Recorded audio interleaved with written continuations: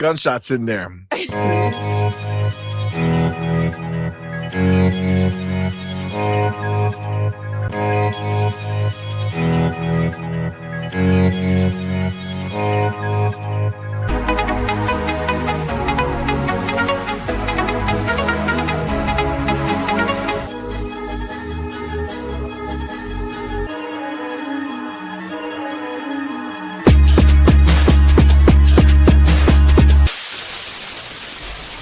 Welcome to the Guild. We have been expecting you. Please, follow me.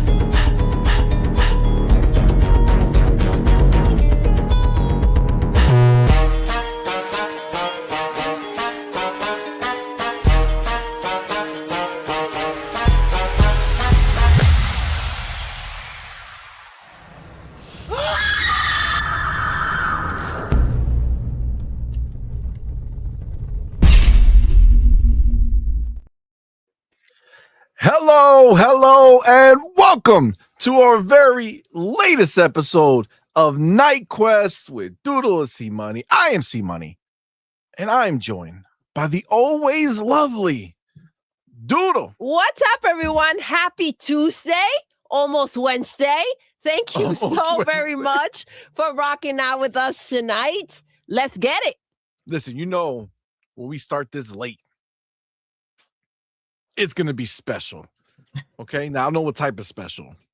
We don't know until it happens, but it's going to be special. I feel like this is the night crew. You know what I'm saying? Like, this is for the people who are really at the end of the day, and they're just like, we're going to get it in. All right.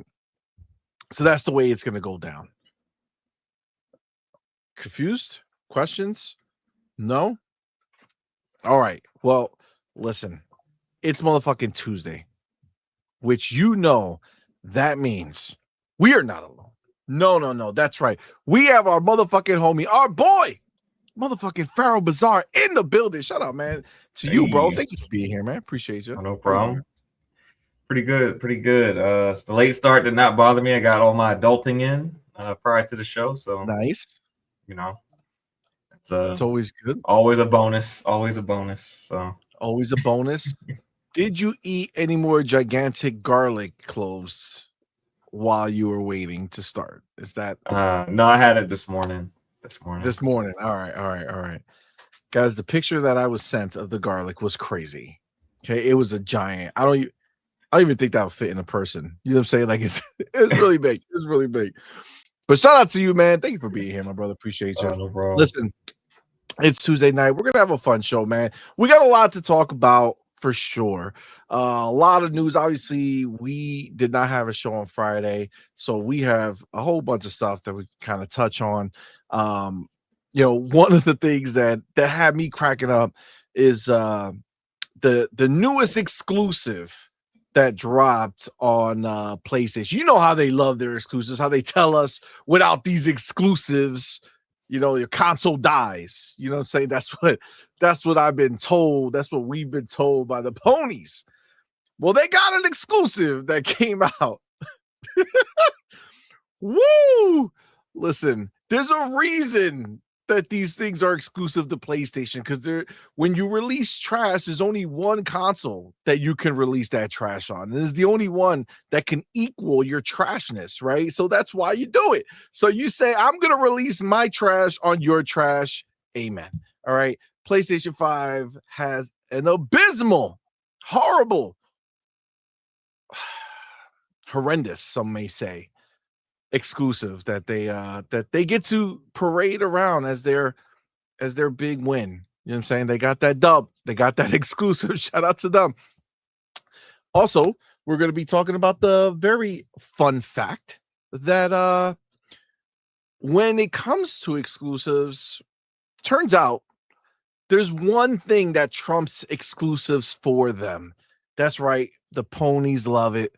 It's Xbox games. And it turns out we got some unofficial numbers out in these streets, but turns out that one Xbox game in particular really rubbed their fancy and has literally outsold, I mean, every exclusive that PlayStation has had just on their box. Okay, obviously this game has done bonkers on Xbox, but it went to PlayStation and it beat out Death Stranding 2, Ghost of Yote.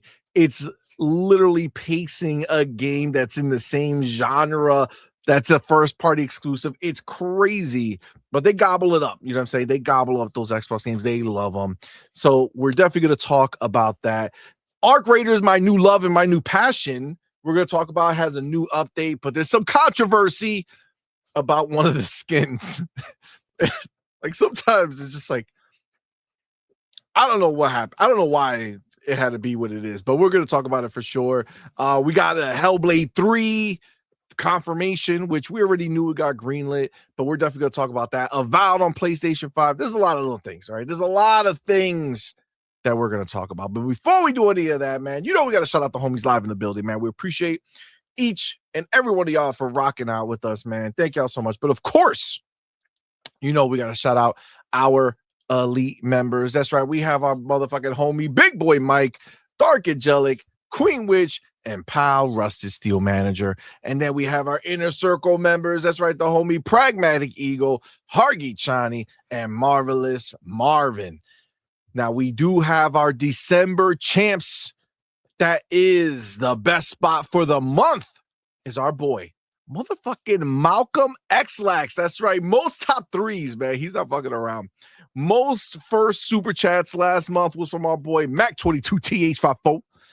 Biggest super chat was from our boy Mad Leprechaun. Most biggest super chats, Mad Leprechaun was not fucking around last month.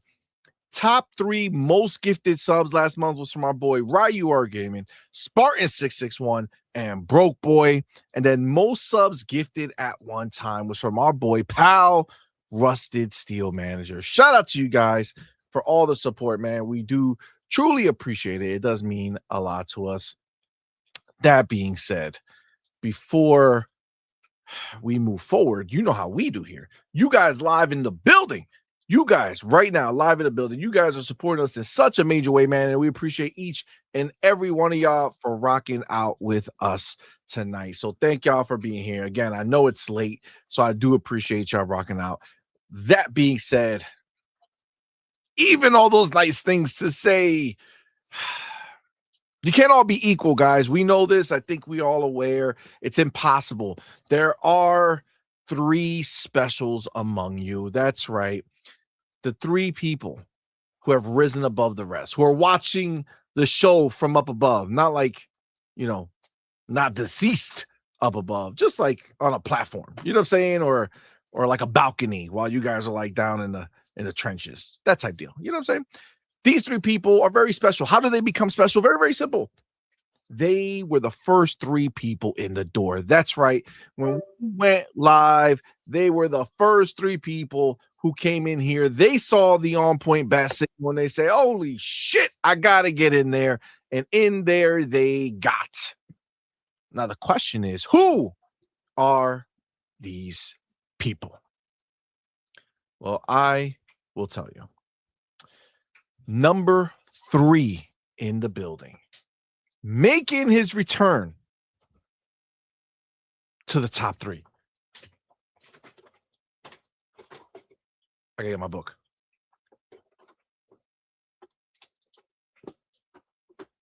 Book got. Making his return to the top 3. He is not fucking around getting in here and saying, I'm here now. Know my name. Remember my name. And I don't think anybody will forget the name of the number 3 person in the building. And that's right. That man is our boy. Motherfucking E Ranks in the building. Go ahead and pop. I don't think anything's happening. Did that not work? Interesting. Let me try this now. There we go. It didn't work, but now it does.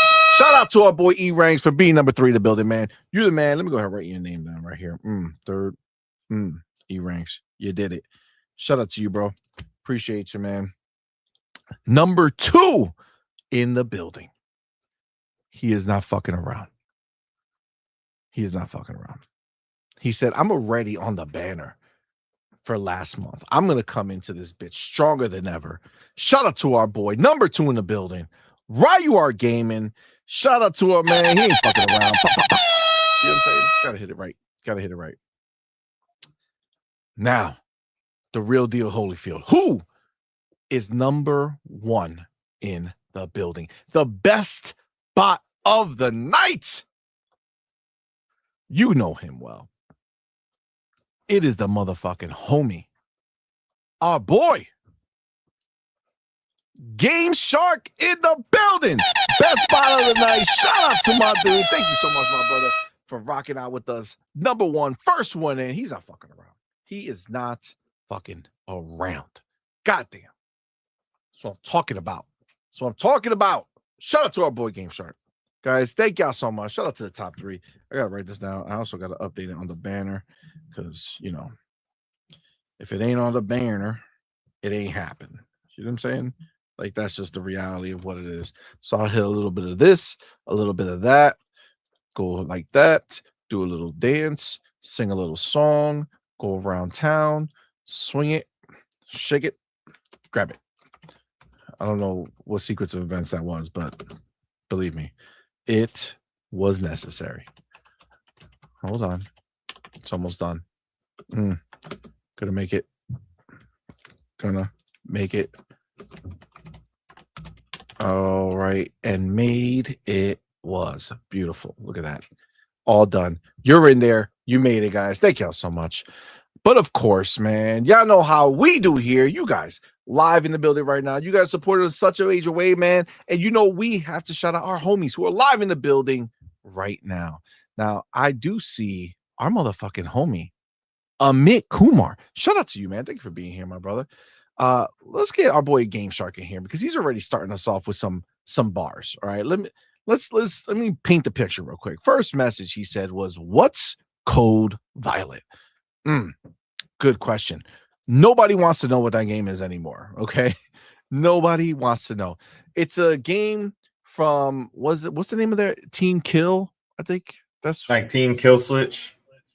Yeah, some bullshit. Yeah. Apparently they got a lot of the error, quantum error. The other quantum error, PlayStation exclusive game.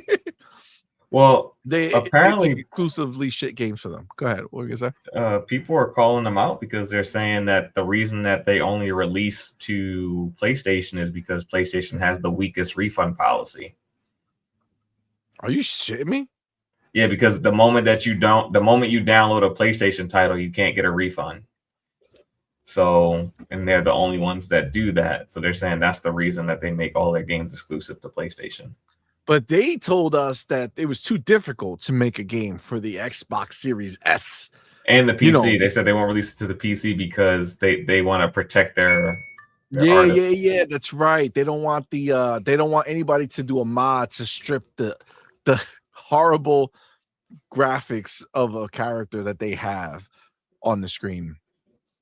It's pretty bad. Yeah, they're full of horseshit. But that being said, Game Shark comes back and says, bruh, these devs don't learn. If you make your game exclusive to Sony, they'll burn you. Even the successful Helldivers said it wasn't worth it. Facts. I mean, look, their game sucks ass. I mean, let's be clear. That is the real problem, right? So it's not going to sell worth a shit. And damn sure it's getting horrible reviews. Yo, like I heard it makes Mind's Eye look like Game of the Year. Supposedly, but it's still technically rated higher than Mind's Eye, which I don't get because Mind's Eye wasn't that fucking bad. I played it, but still, either way, yeah, it's a joke. It's a joke of a fucking game. E-Rank says these PlayStation exclusives are not what they used to be, huh? That's really the thing, right? Like, it's different if they were out here. PlayStation was out here putting out these banger exclusives. Like, holy shit, this is amazing. I need this in my life. That would be one thing, right? But that ship has fucking sailed, my dude. Everything they put out is subpar. Everything on the horizon looks subpar. Even Wolverine, like, it looks okay. Like, it looks good, but like, it's not a high bar. Like, oh my God, look at what they're doing. It's just, oh, they're taking the engine and hell of a and pun making there. different. Did I? Yeah. Did I do a pun? Yeah. It was Hell of unintentional. yeah. You used Horizon as a. You no, see? That's their premier franchise. Just happens naturally. All right. But yeah, it's not looking good for that first party slate. You know, it's funny because I had this pony, right, who was replying to one of my tweets because, you know, they're always crying about some shit. It's just the way they are, right? And I was having fun because it's funny to me how, you know, all this slander they give Xbox, yet they're just anytime Xbox puts a game out. You know what I'm saying? Like, as soon as Xbox puts the game out, they're like, give it to me, daddy, right? Like, that's how they work, right? After all the bullshit. But he was in there and he was trying to like go back and forth with me. And I was, you know, going back and forth with him for a while. And then it came to a point where I said, like, he was talking about it. And I asked, like, well, how's the first party situation looking over there? Right. And he completely, right, like, ignored it. So I just said, well, thank you for just confirming to me that you don't give a shit about the first party. And he said, well, when did I ever say I gave a shit about their first party? And I'm just like, well, then why? How could you? But it's like, but why do you have a PlayStation? And why are you talking shit about X? Like, if you don't care about PlayStation first party, what are you even doing being involved in this conversation? Are you like, you're literally only about console sales? Like, I know we joke about it, but you got to imagine that a lot of it's a front, right? Like, they're talking console sales because that's the only place they can go, but they're there because they like the first party games. But this dude didn't even give a shit. He's just sitting there trying to argue against Xbox and me for what I said about PlayStation. But he don't even give a fuck about the PlayStation games. Like, that don't make, like, I don't understand that mindset. Like, well, they used to care about the games when they were good. But there hasn't been consistent output, and the output hasn't necessarily been at quality, you know, too. So now they just brag about console sales because they don't have any games to brag about. Well, this is the thing, and this would put it in perspective for me with this guy, because clearly, when what he was like, their go-to, by the way, anytime you talk shit about anything, is something about console sales or why the box is not selling or the box is going to disappear because it's not going to sell and blah blah blah. Right? This is the shit that they always go to, right? But if they are telling you, like, he told me, one of his answers to me was that I get to play everything here. That's why I'm on PlayStation, or that's why I like PlayStation. Now, this is the thing, though. These are some new era motherfuckers, right? Because let's be clear, this whole Xbox on PlayStation thing, outside of their purchased, you know, studios, started in 2024. Just started this last year. Yeah. You know what I'm saying? Like, 2024 was the first, and then this past year was the first full year. But like, it's just recent. Within 2 years, this has happened. The PlayStation's been out since 2020. So you're saying you're just new. So your motivation to buy a PlayStation was to be able to play Xbox games on it? And then if that begs the further question is, what were you playing before? Were you on your PlayStation 4? Or did you have an Xbox and then convert? It just all seems so silly, right? That like right now, this is the reason why you own it. But then that means you just bought it, right? Because back when this PlayStation launched, there was no talk about that, right? So I don't know. It's just this is a ass backwards mentality hobby, because it's like if I have a Chrysler 300 and my best friend has a Rolls Royce, I'm not gonna make fun of him for having a fucking Rolls Royce because Chrysler sold more Chrysler 300s. Like the Rolls Royce is better. It's objectively better.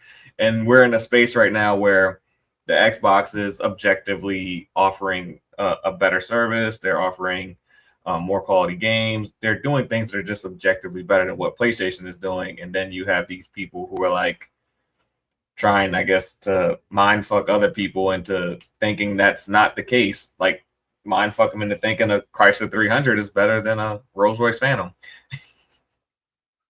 That's what they want to do.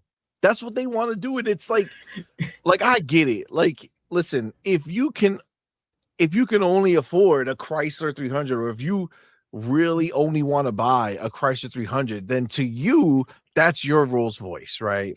Yeah. Like, I get it, right? Like, no matter what your house looks like or how shitty it is, it's still your castle. You know what I'm saying? Yeah. So, Yeah, I feel you. like, I get that idea, right? But also, like, don't call your house a castle when you're talking to a motherfucker who has a castle. You know what I'm saying? Yeah. Like, don't say your shit's a Rolls Royce when you're talking to the dude with the Rolls Royce. Like, you guys are like, again, I understand that some of these games are coming over the PlayStation and they get to buy them, right? And the crazy shit is that they still doing that pony math where they're still trying to justify in their head that free 30%, you know what I'm saying, that PlayStation gets in their mind. That's what they say. They get 30% for doing nothing. And it's like, fam, Xbox makes 70% on people they were never going to sell to. Yeah. Which version of this works out better? Like, let's stop the bullshit. You know what I'm saying? Like, let's stop. Yeah. Let's stop. It's so stupid. And they have to think about, like, I'm sure we're going to talk about like Forza Horizon to Gran Turismo. Like, just imagine how many of those people stopped playing one game to play the other. That's more money coming out of PlayStation's pocket. It's not just a 30-70 thing. These are live service games, which means there's money to be made post the initial purchase. And, you know, Xbox is making PlayStation miss out on a lot of those ongoing sales. Absolutely, dude. Absolutely. It's heartbreaking for them. And they don't see it. Like, it don't bother me. Don't skid off my back. I'm still eating the way I've been eating. You know what I'm saying? Like, oh God. You know what, Farrell? Actually, I forgot.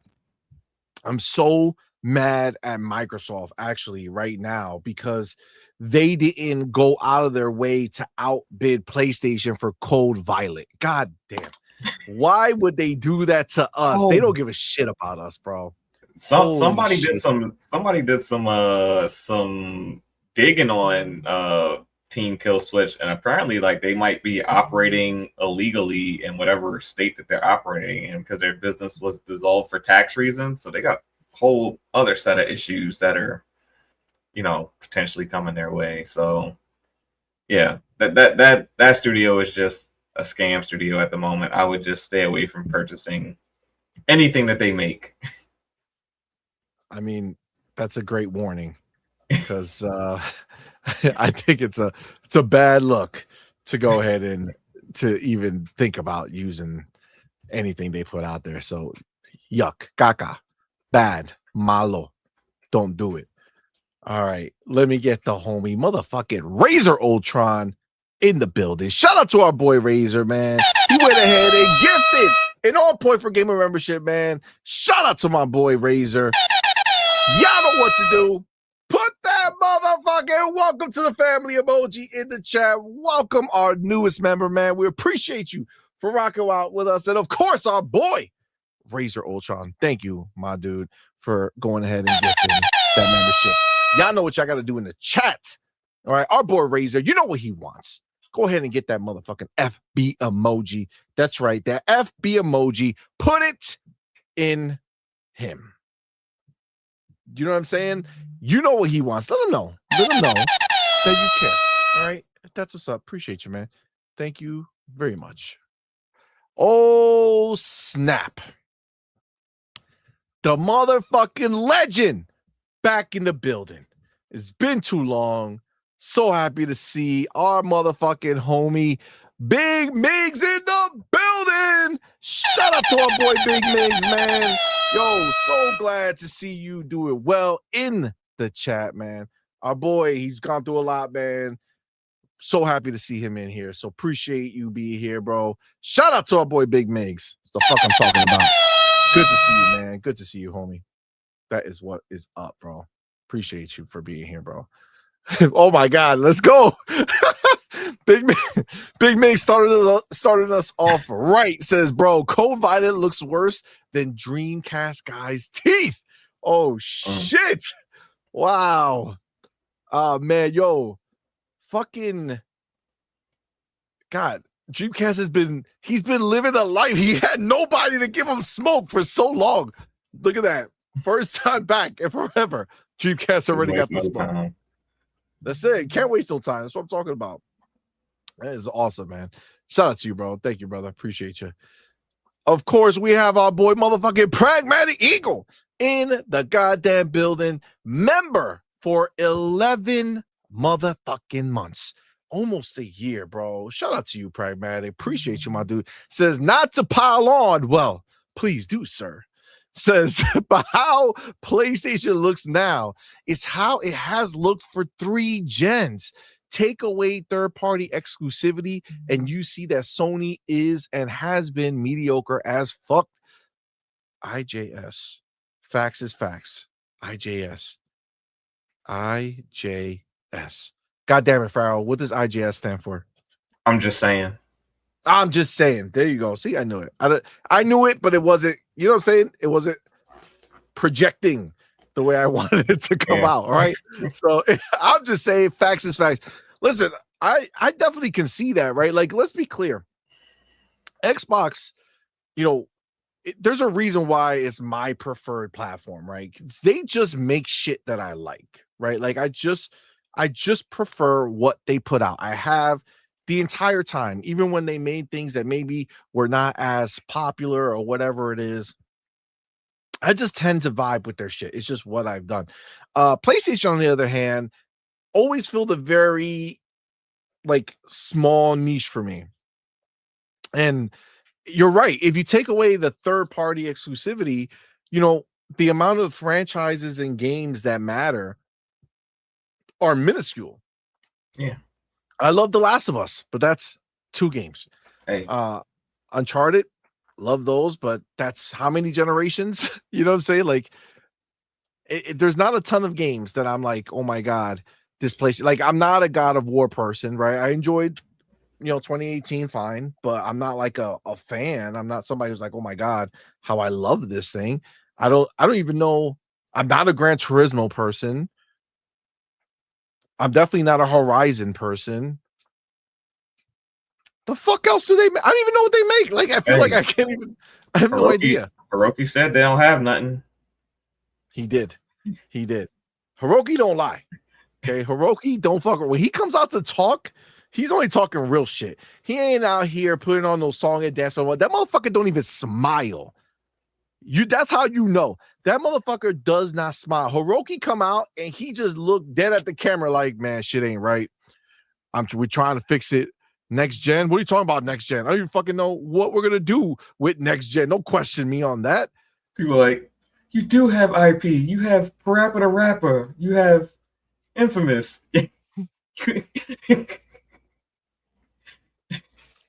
Well, you have Uncharted. You have what else? SOCOM. Then they find out they don't even own SOCOM. That's like they license it. Oh my God. You have the Halo killer, Killzone. You can bring that back.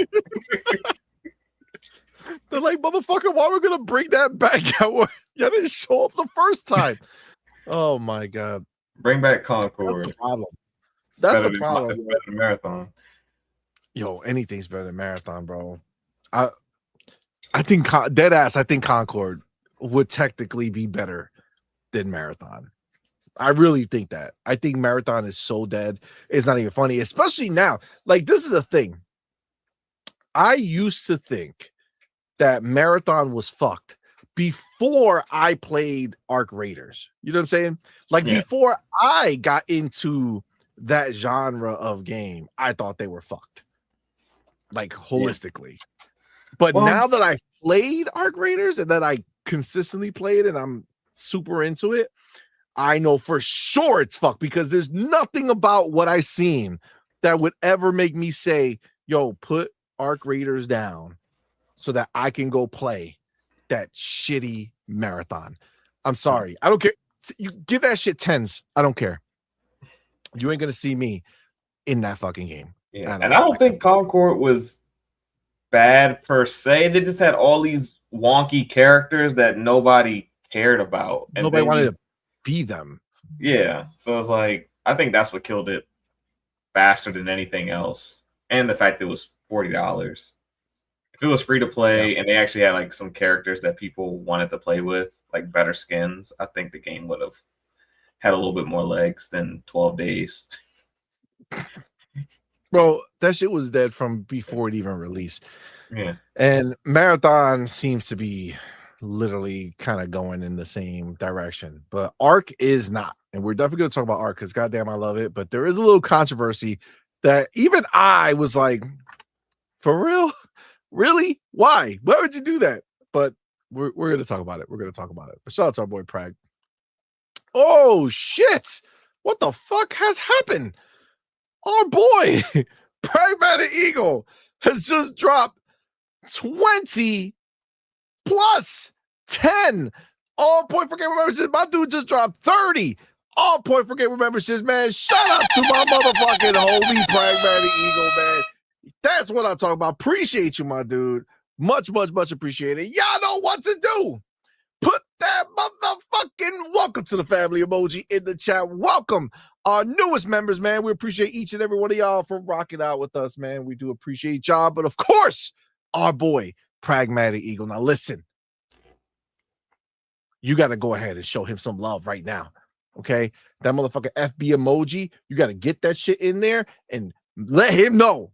Let Pragmatic know how much you appreciate him with that FB emoji in the chat. You know what I'm saying? Put it in there. But thank you, man. Pragmatic. Appreciate you, my dude. Thank you so very much, bro. Very, very, very kind of you. Then I see the homie Mac City Entertainment. Shout out to our boy who's been a member for 5 months. Thank you, my friend. And he's a gifted membership member. So I appreciate you, dude. Thank you so much for being part of our fam over here. But he fucking went ahead and said, fuck this. I'm getting down to the ground with the homies, because he went ahead and gifted 5 on point for gamer memberships, man. Shout out to our boy Mac City. He's not fucking around, man. Thank you, my brother. Appreciate you. Y'all know what to do. Put that motherfucking welcome to the family emoji in the chat. Welcome our newest members, man. We appreciate each and every one of y'all for rocking out with us. And of course, our boy Mac City. You got to give him that FB emoji in the chat. Big it up, man. Big it up. Let him know how much you feel about him. Okay? How much you feel, what's the word? Fulfilled. He fulfilled you. Now you fulfill him. You know what I'm saying? Get the FB emoji in the chat. That's what we do. That's what we do. Appreciate you, man. Appreciate you. Thank you, my brother. Appreciate the support, man. It means a lot to us. Thank you. Thank you. All right. Where else am I? Where am I? Go back. Oh, I see the homie Ren in the building. What's up, fam? Thank you for being here, brother. Appreciate you, homie. Appreciate you. Outward Lyric in the building. What is up, man? You said, man, this shit flopped so hard I forgot it was coming out. Facts. And listen, like leading up to it, I don't know if you guys were following it on Twitter, but man, they were talking a lot of shit. You know what I'm saying? Like pumping it up, trying to talk about how great it was going to be, which obviously is what they have to do, right? I get it. But they really were trying to sell that shit. You know what I'm saying? Like they were really trying to make it like they were doing something special, and why it was so. I mean, listen, whoever does the marketing, it's not like they're great at it, but it's effective enough that it gets at least eyes on it. The problem is that as soon, like they had to know that as soon as the game came out, people were gonna know that this shit was trash, man. Like, there's no other way to even like frame it. You know, like it was garbage is garbage, and that's exactly what it was, man. Exactly what the fuck it is. So let me just update this shit real quick. And Razor Ultra. Oh, good. That. There we go. Boom shakalaka. Okay, there we go. Money, cash, host. All right, perfect. Oh, snap. I didn't even get to finish it up, but our motherfucking boy said, fuck this shit. I'm in this bitch too. Our boy Be Nice in the building. Shout out to our boy Be Nice, man. Thank you, my brother, for the support, bro. Appreciate you, my homie. My We Doing It Live community partner, right? That's right. He's always in that bitch, always going in. We just played some Arc Raiders on Thursday. This week, we're going to pick something. We'll see exactly what we get into, but shout out to our boy Be Nice, man. Thank you, my brother. Appreciate you. Y'all know what the fuck to do. Put that motherfucking welcome to the family emoji in the chat. Welcome our newest members, man. Appreciate each and every one of y'all for being here and rocking out with us, man. So thank y'all so much. And of course, Be Nice. He knows what he's doing. Hit the button. FB emojis in the chat. Let our boy Be Nice know what's up, man. Just saying. Give him that FB blast. You know what I'm saying? Give him that FB blast. Appreciate it, man. Shout out to our boy. Thank you, buddy. All right. Let me go ahead and just add him to the list of people. Okay. Be Nice. All right. Let's see. Oops. Who else we have up in this bitch?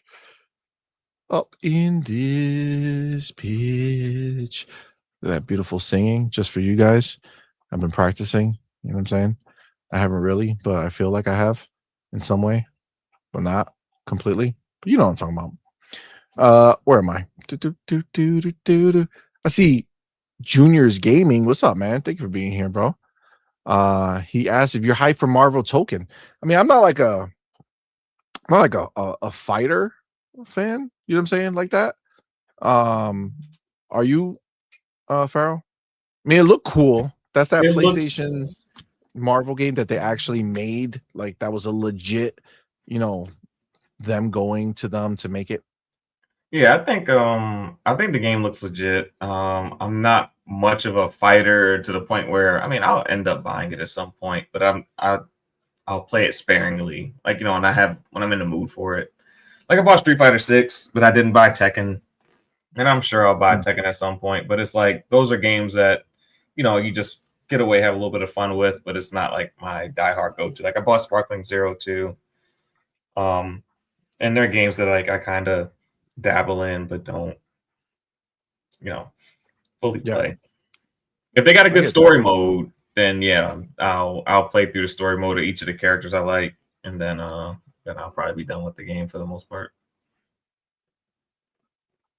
Yeah, I mean, look, it's definitely you know, something that I think will find an audience. I mean, it's Marvel, and if they do a good job, but it's also going to be very like, I don't know what studio is making this. Is it a studio that's made a bunch of fighting games? I don't really remember. I'm not sure of the studio, but yeah, I think they went to a fighting game studio with the concept, and you know, got the licenses and said, "Hey, do you think?" Gotcha.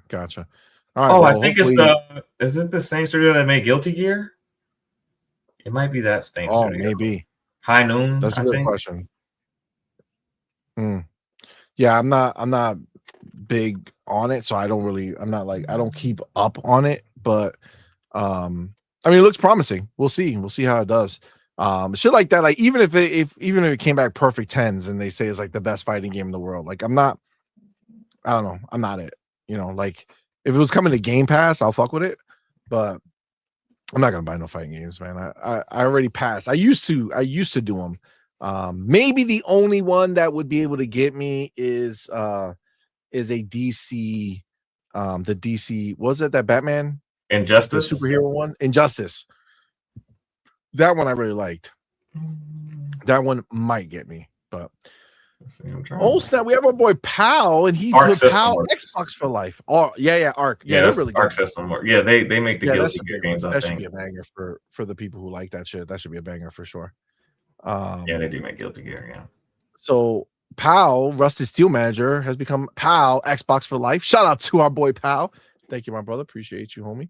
I see Space Shot in the building. What's up, bro? Appreciate you, man. Thank you for rocking out. Go Pole in the building. Thank you for being here, man. Tool Man 55. What's up, player? Thank you for rocking out, bro. Shout out to you for being in the building here. Let me see. Mick Kumar. Did I say Mick Kumar? I feel like I did, but if I didn't, shout out to our boy Amit. All right, let me see. Oh shit, I like this. My boy Space Shot, he's not fucking around. He knows what it is. He says, LOL, imagine always having to look forward to the next thing. Concord will be good. Marathon will be good. Cold Violet will be good. Wolverine will be good. Funny thing is, in that entire list, shit, hopefully decent. But you ain't lying, dog. Like, that's the thing. Like, they're living, and look, I think we were there in the past, right? But the promise of what Xbox did was they saw that scenario of their fan base having to wait, right? That's what you should get, 2-3 games a year. They saw that and they realized that's not going to work. All right. Xbox customers are the absolute pinnacle of gamers. They're the most important people in gaming. Let's call a spade a spade. Okay. That we are. That's why Xbox went ahead and said, we're going to spend all this money and make sure that they never lose out on any new game that we make. If we make a game, they're going to get it in their Game Pass subscription. And guess what? They haven't let us down. They bought the studios. They did what they needed to do. They put in the money. And now we kept talking about it. We kept saying, yo, when the shit hits, it's never going to stop, right? We told them and we got mocked, right? We got mocked. Oh, yeah, it's never going to stop. Well, guess what? Year one was last year where the funnel just completely went. The year before that, we were building up to it, right? But last year was nuclear, right? It was crazy. This year, shaping up to be the same amount, but the caliber going crazy, like name brand recognition. You know what I'm saying? You got the 4 horsemen, the 4 horsemen of gaming. Halo, Gears, Forza, Fable, all launching this year. This year's going to be bananas. And they don't know what to do with themselves. You know what I'm saying? Like, they don't know what to do with themselves. They're all over the place. And their life, like you said, man, it's okay when we're all in that same place. You know what I'm saying? Like, it's like when you're growing up, right? When you're growing up and everybody's in the hood. You know what I'm saying? Like, growing up, we all in the hood. It is what it is. We got to live with this life. There's nothing we can do about it right now, right? But then you grow up, and some people get out the hood, and some people stay in the hood, right? So there's a difference because, those people that stood in the hood, they have a different thought on what should be happening, on what's good and what is, exciting in life. And then the other people choose better. Right? Have better. Expect better. Xbox got out the hood. You know what I'm saying? Xbox got out the hood and moved it up. You know what I'm talking about? Yeah. So, yeah, you're absolutely right. We don't have to wait anymore. Okay? It was cute back then when we were all struggling to get that 2-game joint, 2-3 games a year, and that's it. But now the Xbox has decided that that's not the way anymore for them or for us. Now y'all look funny. That's the truth. Well, now y'all look funny. At least Xbox has been merciful. They're giving them Avowed, and I'm sure they'll feed them some more games. They're allowing them to buy Avowed, right? Yeah. Giving implies that they don't have to pay. That's a gift, right? If I give you something, that's yours to keep. They ain't giving them shit. They're saying, oh, you would like to partake? no problem. You don't worry. You don't have to go buy an Xbox. You buy our games. You pay to partake for sure. That's true. They have been they're out here feeding the hungry, right? But they charging them. Like that's the crazy part. You know what I'm saying? It's like, can you imagine? It's like they set up a line outside, like on the New York streets and shit, where all the homeless are, and they're like, "Hey, come on, guys, there's food over here." And everybody's like, "Oh my god, I can finally eat." And they're like, "Ah, you like that? Yeah. All right, that'll be $5." And they're like, "No, I got $5. I'll give my food back." That is what it is, right? It's, hey, here's a game. Look at it. It's pretty, right? It's on your platform. Oh, you got the cash? Great, you can play. Oh, you don't? Sorry. Namaste. Get out of here. Gone. Bye-bye. Right? It's a beautiful thing. It's a beautiful thing. I love it. It feels good in all the right ways. But yeah, having so little choice is not cute anymore. I'm sorry. I'm over that. I ain't about that life. You know what I'm saying? I've risen above. G Maybe in the building. What's up, man? Thank you for being here, bro. Appreciate you. He says, sorry, had to time out that three-legged pony and his half-ass attempts at shit talking. You're either full pony or not. No room for half an ass. G Maybe out here doing God's work, slapping up some ponies. It's a beautiful thing, man. Shout out to you, bro. Oh man. I see Nate Zero in the building. What's up, man? Thank you for being here, bro. Yeah, that's what he said. That's what you just talked about, Farrell, right? Where he says, round of applause for the devs at least being smart enough to put it in the only platform you can't get refunds once you play the game. Yeah, that's wild. They know what they're doing. Yeah, they do. They do. It's clown work, but it be what it be. I see Sir Riffs a lot in the building. What's up, man? Thank you for rocking out with us. Appreciate you, homie. All right. Listen, I think it's time. You know what I'm saying? I think it's time we get the party started. I see Fillmore Pockets in the building. What's up, man? Thank you for being here. Grim Jr. in the building. What's up, man? Appreciate you for rocking out with us. Jinzo in the building. What's up, homie? Thank you for rocking out. James Thomas in the building. What's going on, player? Oh, snap. Okay. Yeah, no, I saw the word Arc Raider. I got all intrigued. Be Nice says Arc Raiders has an open ceiling. They could do so much with Arc Raiders. They keep updating and keep it moving. Hell yeah. And they could just keep making new areas, bro. Oh my God. I love it. So good, bro. It's so good. All right. Let's go ahead. Oh, I see Phoenix Tree Star in the building. What's up, fam? Thank you for rocking out, bro. That's what's up, fam. Appreciate you, homie. Okay. Jonas the Dad in the building.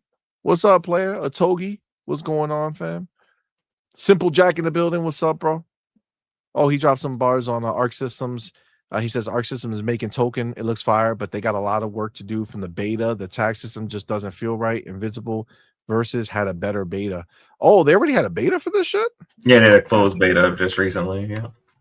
I had no fucking clue. Well, you know, it's well. hopefully it doesn't sit to bed. Oh my God, yo, Thatch, Jesus, are you guys not super duper excited for Fair Games, bro? I think they silently canceled that game and just are pretending that it doesn't even exist. Like they haven't mentioned it at all, like in any way, shape, or form. I mean, not even a little, dog. They did show a trailer for it. So I guess at some point. When you're talking about the first one. Yeah, the concept but trailer. Nothing post breakup. Yeah. But I'm saying, like, if they would have never shown a trailer, they maybe could have been like, you know, got away with not saying anything. But now that they haven't, you know, now that they've shown a trailer, they gotta at least say, hey, this is canceled. They have to at least announce that the studio got closed or is getting repurposed or something, right? At some point. So Sony's been real scummy with that. I feel like they're like lying to their shareholders about what's going on at PlayStation with these studios and things like that to an extent. I mean, it's really possible. It's really possible. But I mean, overall, I look at them looking like looking at their slate of games, I just don't see how that, like, after seeing how many live service games they already tried and failed, you know, Marathon is too high profile because of Bungie, to just be like, oh, we're not even gonna try. I guess like that's the determination I came up with, was that they were like, okay, we can't just be like, oh, Marathon is gone. They have to give it the benefit of the doubt that there's enough Destiny or Bungie fanboys that are gonna go ahead and still, you know, be a part of it, right? That are still gonna want to play Bungie's next game, right? So they're gonna see how that happens, and then, you know, Marathon will either go away or they'll try to drag it on for a while to see if they can fix, you know, it enough to get people, you know, excited. But frankly, you know, I really don't. There's like no, aside from that who just said this shit. Come on, man. There's literally no one out there looking for those people or that game. You know what I'm saying? Like, it's just not there.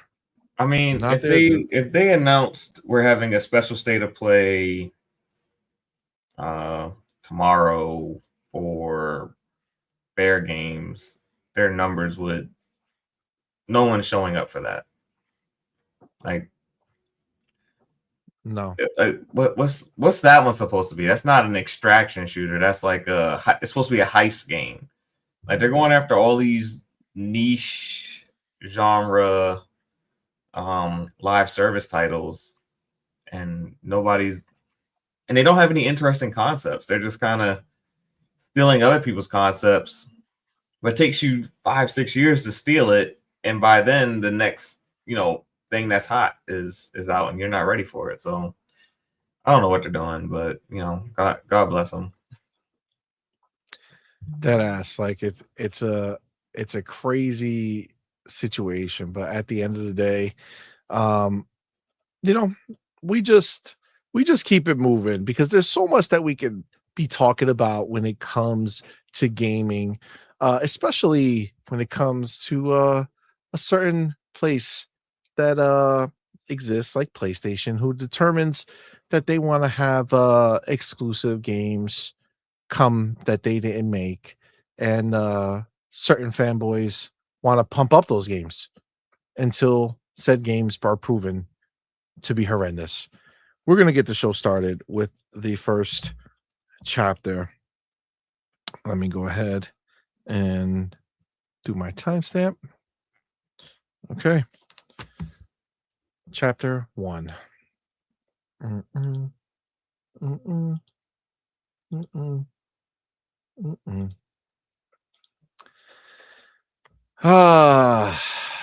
Here it is. Oh, wait. Let me do this. Okay. It has happened. PlayStation has released their latest exclusive. That's right, guys. It has happened. It's a little game called Code Violet. Yes, you're not being deceived. PlayStation has it. They put out this game. It's obviously they're not the first party, but it's a exclusive game, and the ponies all took it on like as their own. You know, they were pumped for it beforehand. Okay. Before the game revealed its true colors, they were pumped for it. All right, coming out here saying, "Oh, we getting Code Violet, you're not." Ooh, look at that PlayStation 5 exclusive. You see it right there on the screen. Look at how exciting it is. All right, so this game that you see on the screen, okay, is Code Violet, and Metacritic has announced their score, and right now it's sitting at a 32, a 3-2, 32. Now check this out, okay? It's sitting at a 32, but look at remember this place gave Xbox games low scores, right? and people said, nah, that's not bias. That's just their review. Well, look at Retro. They went ahead and gave Cold Violet a 10. They gave it a 10. Do you see that? Do we all see it with our eyes? That's a 10. Metacritic is fucking 32, but they gave it a 10. Didn't they give fucking Starfield like a 5? Isn't that the score they gave Starfield? I'm pretty sure it was like a 5, right? And even some other game, I forget which one it was, but I think that's what they did, right? They gave it like these stupid little scores, but they gave fucking Cold Violet a 10. This Metro Game Central. That is one fucking joke of a fucking like company. Holy shit. What person can ever look out of oh shit. Oh my god. Is that really 10 out of 100? Yeah, 10 out of 100. Yeah, it would be green if it was. It's 10 out of 100, bro. Yes. I just talked a whole lot of shit because I thought that was a 10. I thought that was a 10, fam.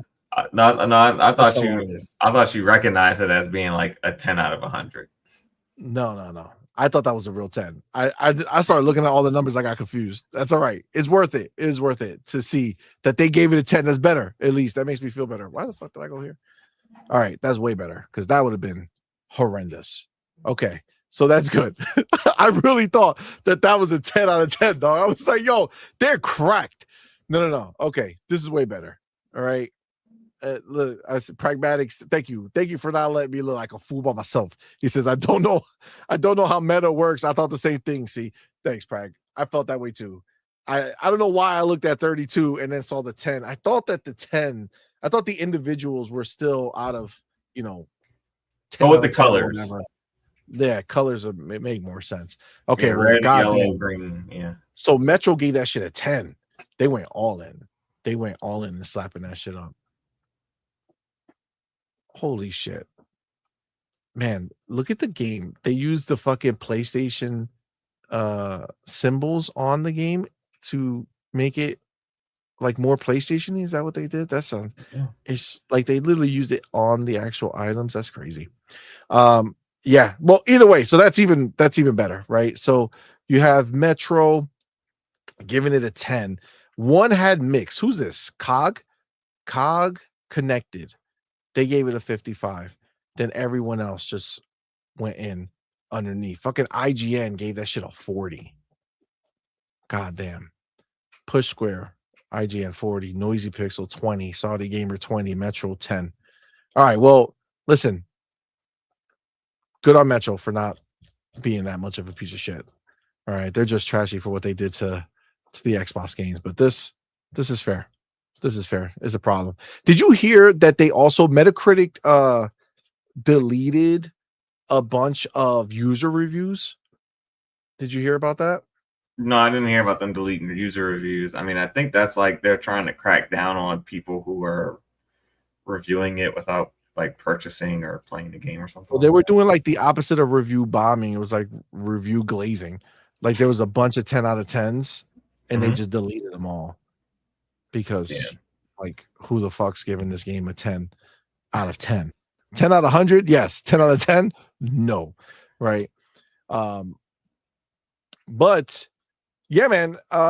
Again, just to be clear, like this is the game that they were using beforehand because it was an exclusive, and then they went ahead and acted like it doesn't even exist. There's somebody, I forget where it was, somebody wrote that shit and I saw it and I was like, that's exactly what they did. So the game comes out, it's trash, and they pretend like it doesn't mean anything to them anymore. Like, oh, it means nothing to us. Look, first of all, we knew this game was gonna be shit from the beginning. That's why nobody was over here saying, how come we're not getting Cold Violet? Nobody cared. The track record for that studio is absolute trash. But the bigger thing is the fact that they went ahead and made this exclusive leads to the fact that leads to the idea of, again, why does that shit matter to these people so much? Because look at what they got from it, right? This shit, this game shouldn't even have been made. There's nothing exciting about this. There was some dude who was on, I didn't even save it. That's how bad it was. Some dude said actually gave it a good score. Like some random reviewer. And it's like, listen, I guess everybody, there's a bad game that somebody is going to think is not a bad game, right? I think a lot of people have that kind of guilty pleasure game that is kind of shit, but you still fuck with it. And so I'm not going to try to diminish the fact that somebody might be like, oh, this is actually cool. But the fact that it was an exclusive, that doesn't mean shit, right? Like back in the day, I feel like exclusive meant way more, right? Because the platform was unique, right? Like each console was unique. So you really had to learn the Xbox to get the most out of it. You had to really learn the PlayStation to get the most out of it. So back in the day, exclusive meant something because it was like, oh, you're going ahead and you're taking all your resources into actually eking out the most power possible from the box, right? And using all the bells and whistles that box has. And honestly, now that shit is dead and gone, bro. Like these boxes are all the same shit. Yeah. It's all the same shit. And the things that may be unique about them in the system are not actually utilized at all anymore because using one makes it difficult to use the other shit. It's gotten to the point where in the next generation, they've already pretty much given up on that proprietary, They 100% feature. Gave up on it. Yeah. It's we see the future. They've told us the future. Let alone we see. We saw it, but they told us the future. They told us that they are done with proprietary. They're done creating technology that people are not using, that developers are not using. So for the people who are making the hardware, it's like, yo, we're making all this shit for what? Nobody wants to use it. Right. So the best thing to do for things to actually move forward, you need to go ahead and have a platform that developers are going to want to use and use all of it. But every single time, every feature that has ever been different has never been used. The controller. I remember the controller coming out and being talked about as the second coming. Not the layout. We all know the layout sucks ass, but they were big on the, oh my God, this haptic trigger feedback, all this bullshit where you can change the tension. And if you're Tomb Raider, if you're Lara Croft, you can pull back the arrow and you could feel the tension and your finger is going to get tired because you fucking have to actually pull it all the way to shoot the bow. But hold on, this is a video game, so I'm not going to shoot one bow every 45 minutes. I'm trying to shoot 15 bows right now, and I don't want to have tension, so I'm going to turn it off. And then guess what? The game's on Xbox, and it has vibration. It doesn't have that tension shit. So you know what they do? They don't use it. There's no point in putting engineering into something that, number one, can be turned off, and number two, can't be used everywhere. So this is just the norm today, right? This is the norm today. So exclusives today are essentially worthless, right? Mean nothing at all. Okay. For me, if you want me to look at it like a quote unquote exclusive, for me, an exclusive today, nowadays, is the game is on Game Pass, not on PlayStation Plus. If the game's on PlayStation Plus and is not, like, if it's day one on on PlayStation Plus and it's not on Game Pass, I'm annoyed.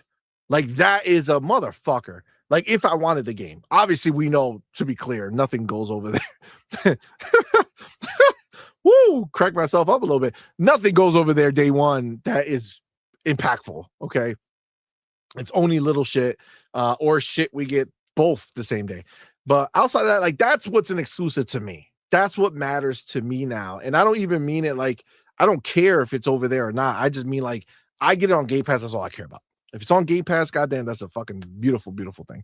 But Farrell, what do you think, man? What do you think about fucking this shit being what it is, being horrible, it being the exclusive that PlayStation has for January? That's their exclusive, you know, because exclusive sells consoles. That's what they say.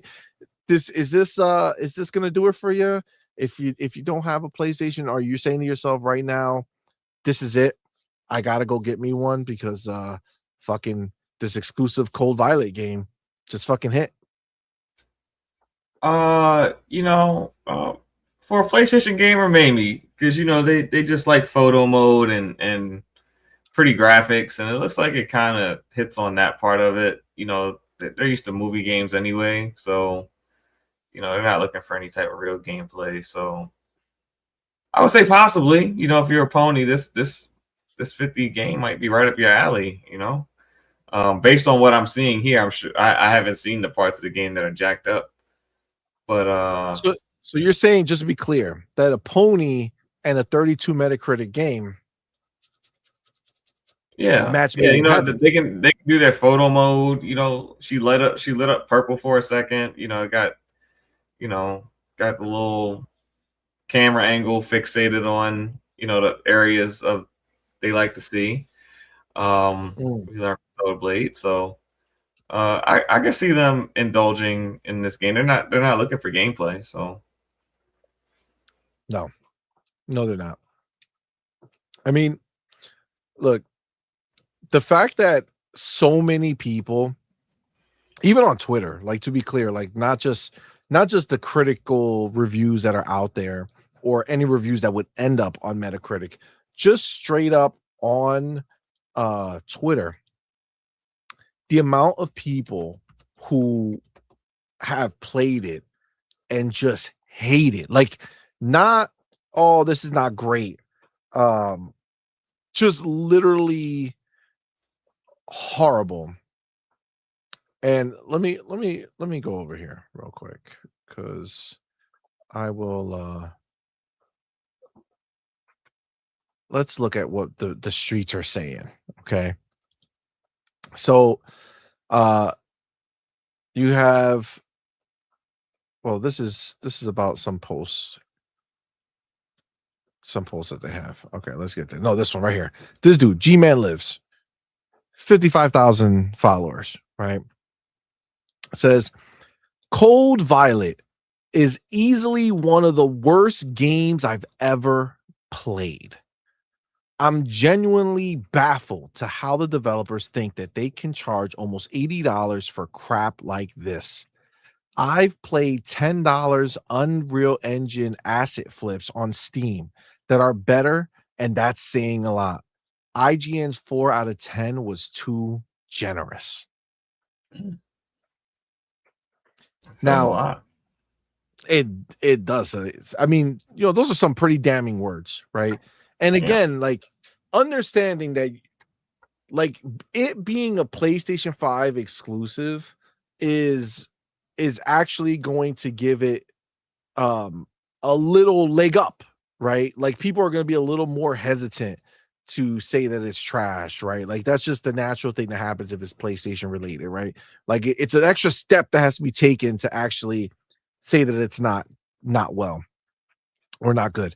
But yeah, definitely not happy. Look at this guy, Mischief. I cannot wrap my head around why people keep hyping up games from this studio. The Cold Violet devs are the same ones who released Quantum Error for 60. If you buy anything from Team Kill Media, you are frankly asking to be scammed. I mean, that's a problem. Well, see, and then here's the another person, right? So they're replying to somebody. What's this? Noisy Pixel says Cold Violet review. If you bought this, get a refund. But you can't get a refund. That's the trick, Mitch. They got you.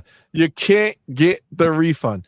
But somebody goes ahead and says, if you bought this, get a refund isn't a review. It's a frustration response. I played Cold Violet blind, spent several hours with it, finished it. Several hours and finished it are really wild to say. Right? Like several hours sounds like not too many. And then you played a demo. Yeah, like did you play several hours or did you fucking finish it? Like I don't understand. It says and genuinely had fun despite bugs and clear indie limitations. Not every game is a scam just because you didn't click with it. But look at the picture he posted. He had fun with it, all right. Yeah, he had fucking fun. Tell me why you like a game without telling me you like this game for this reason. Look at this shit. He puts the picture with the girl with the ass sticking out. Are you kidding me? Come on, man. Bro, you could at least have just put a regular picture. You just outed yourself.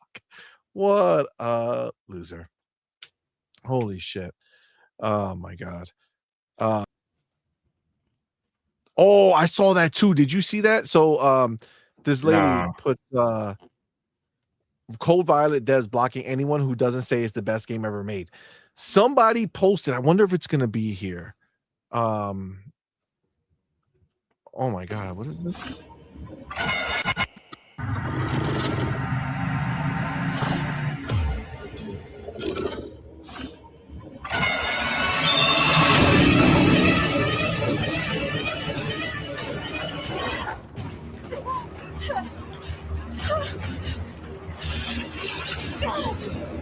She went through the rock. Did she just clip through the rock? Yeah. That's crazy. That's crazy. Oh my God. Finished Cold Violet last night. It truly so bad is it's bad kind of game, which is utterly embarrassing for a PS5 exclusive. That's that G-Man lives. But I wonder if they have it. Some dude, they did a strike on him. Did you see that? No, I didn't. It was like a type of strike? Like a YouTube strike. You know what I'm saying? Like against copyright strike. Yeah, they fucking struck him, dude. Oh look, so Varadox says so. Team Kill Media said they wouldn't launch Cold Violet on PC because they didn't want modders to over sexualize their lead characters with vulgar mods. I call out the fact that they were selling lingerie skins in their deluxe edition, which has been removed, probably the damage control. Plus, the trailer is filled with bikini skins. Then they block me for calling out their BS. So, I mean, it's bullshit, right? We know that. You already kind of mentioned it, right? It was mostly for being able to not get the refunds. So, yeah, like this is really bad. This game is real shitty. And I mean, this guy makes a good point. Jay Viper says, "Holy crap! Cold Violet's score continued to slip on Metacritic as critics and users agree there isn't anything worth playing here. 70% of all user reviews have been negative. Sony and PlayStation need to update their return policy to reflect something closer to Steam. People are getting ripped off." I mean, you're not lying when you say that, Farrell, because it's pretty clear that. It seems like that's what they're kind of abusing, that return policy. Yep. And it was number one supposedly on pre-orders on the store. And then it became like number one new games. PlayStation gamers just have to get smarter. They got to stop accepting, the stuff that, Sony is putting them through. Like the fact that the moment you download a game, it's not refundable, even if you've never played the game before. You're still paying for cloud saves. Like it's just little quality of life things that as a consumer you shouldn't have to deal with. And people they don't do anything about it. They decide to be stuck on a PlayStation 5 when there's so many other options out there. Like no one's telling you to go to Xbox, but I I mean, you got PC, and from there you're in a wide open world. You don't necessarily have to go to Steam if you don't like Steam. There's all types of ways to absorb games. You can always, go to Xbox if you prefer the console gaming experience. There's a lot of options. Agreed. 100%. So you should utilize those options that best, fit your gaming palette.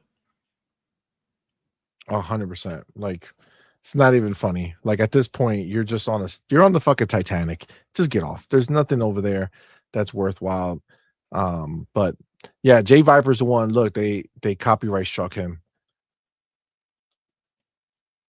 That's crazy.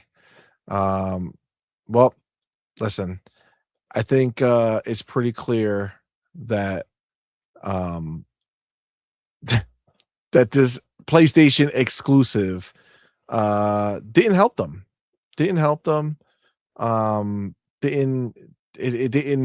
didn't produce a good game. It didn't produce a better game because it was exclusive. It was just a waste. In all reality, it was just a waste of a fucking game being released. It's garbage. All right, garbage in the finest form. All right, anything else on this before we move on to the next topic? No, we can move on. This Code Violet does not deserve any more any more bars. Yeah. Any more bars. Oh shit. Oh my god. All right, first let me grab this. Let me get the next one up over here. Where's my shit? What's going on here? Here? Okay, there we go. All right, let me get this. All right, here we go. All right, so have that there. Let me go here. Okay, beautiful. It's all ready. All right.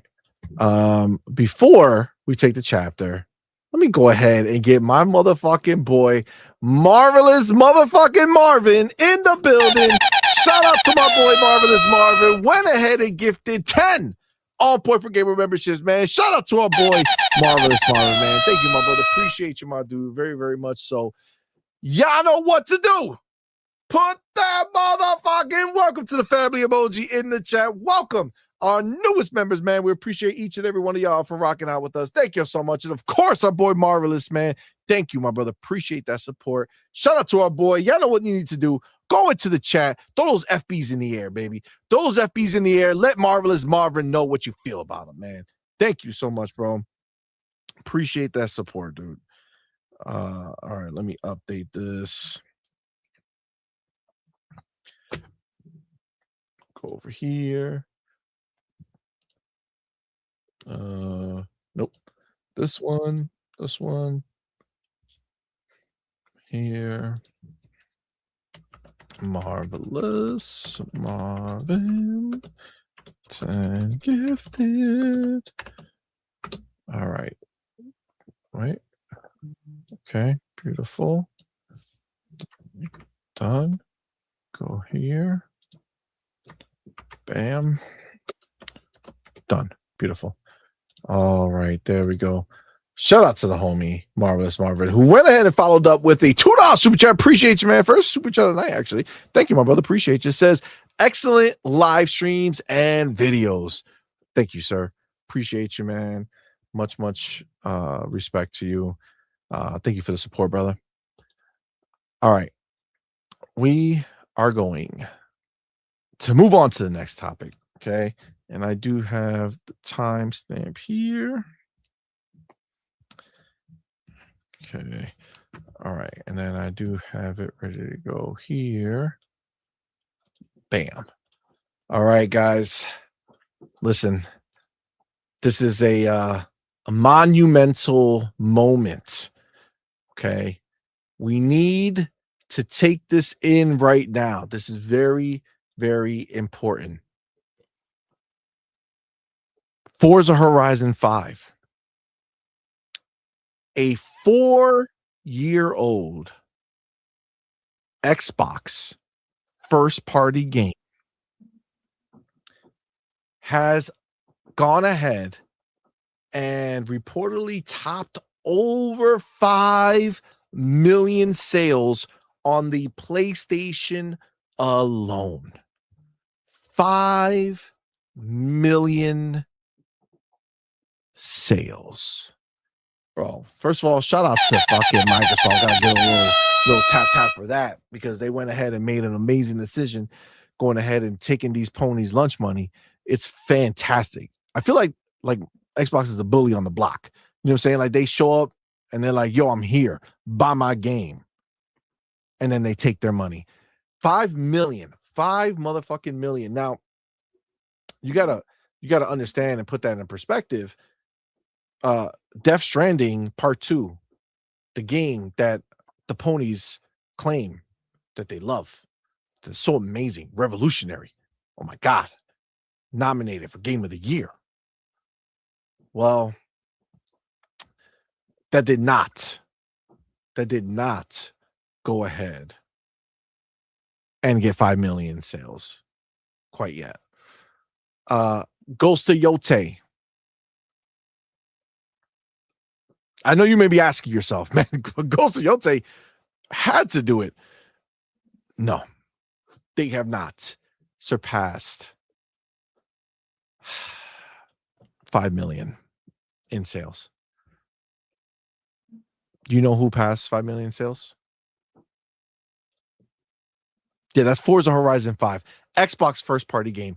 God damn, let me ask you a question. Why are you a pony if you only support Xbox? Why? Peer pressure. Peer pressure. That's the only reason at this point. Listen, I put out a tweet and they were not happy with my tweet. Okay. But it's just, I saw it and it's like, yo, I can't believe this. So this is my tweet over here. Oprah, very happy. And I said, damn, how did this 4-year-old Xbox game outsell PlayStation's Ghost of Yote and Death Stranding 2 on PlayStation? Shout out to all the Xbox fans who only own a PlayStation finally being let out of the closet. Salute to you guys who've been buying PlayStations all your life and just undercover Xbox fans. God damn, look at you. We found y'all. We found you all. Oh, look, this was the other part of this, guys. I didn't even mention it yet. Okay. So I didn't think about this or know it, right? But this dude, Shunjaka, this guy, he came out here and he asked, did it outsell its biggest competitor on PlayStation 5, Gran Turismo 7? Now, I think maybe he assumed that I was gonna, take part in some stupid shit and try to say that Gran Turismo 7 that's been out for 3 fucking years, 3 or 4 years now. When did that shit come out? 2022 or 21? Probably 22. Probably 22. Okay. So he thought that I was 22. He thought that I was going to go ahead and compare GT7 from 22 till now versus fucking Forza Horizon 5 for 9 months. No. I did not fall for that bullshit. So I went ahead and did a little research. And let me tell you a secret. The research did not go in his favor. Actually, it was surprising to me that this was the actual result of my research. Check this out.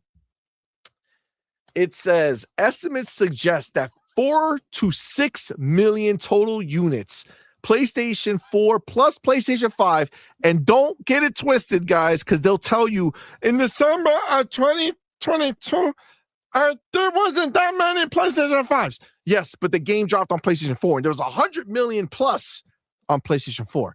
So let's not get crazy, okay? So in the first 9 months, which is like for like, Forza Horizon has been out for 9 months. GT7, brand new first party studio game release, first 9 months from the day it dropped to 9 months later, 4 to 6 million total units in the first 9 months. Analysts like GT Planet in December 2022 and Community Peg, 5 to 5.5 million total. And that's likely a 60 to 80% on the PlayStation 5, with the rest on the PlayStation 4. So PlayStation 5 only had 3 to 4.5 million. So by November, December 2022, Series hit 90 million. So they do all the math, right? So they did all the math, worked it out. So they did all the deductions. So GT7 taking most with about 5 million copies. So let's be clear. I need to go ahead and reconfigure the conversation. Forza Horizon 5 sold better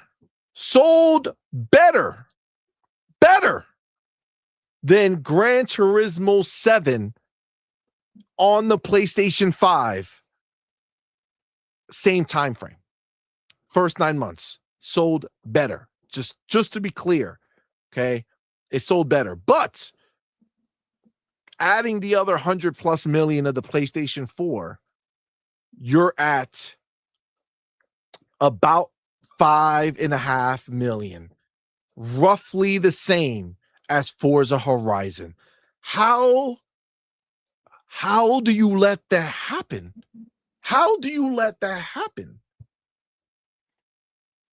Now, to be clear, okay, the ponies will go ahead and tell you that it's actually 14. This is how stupid they are, okay?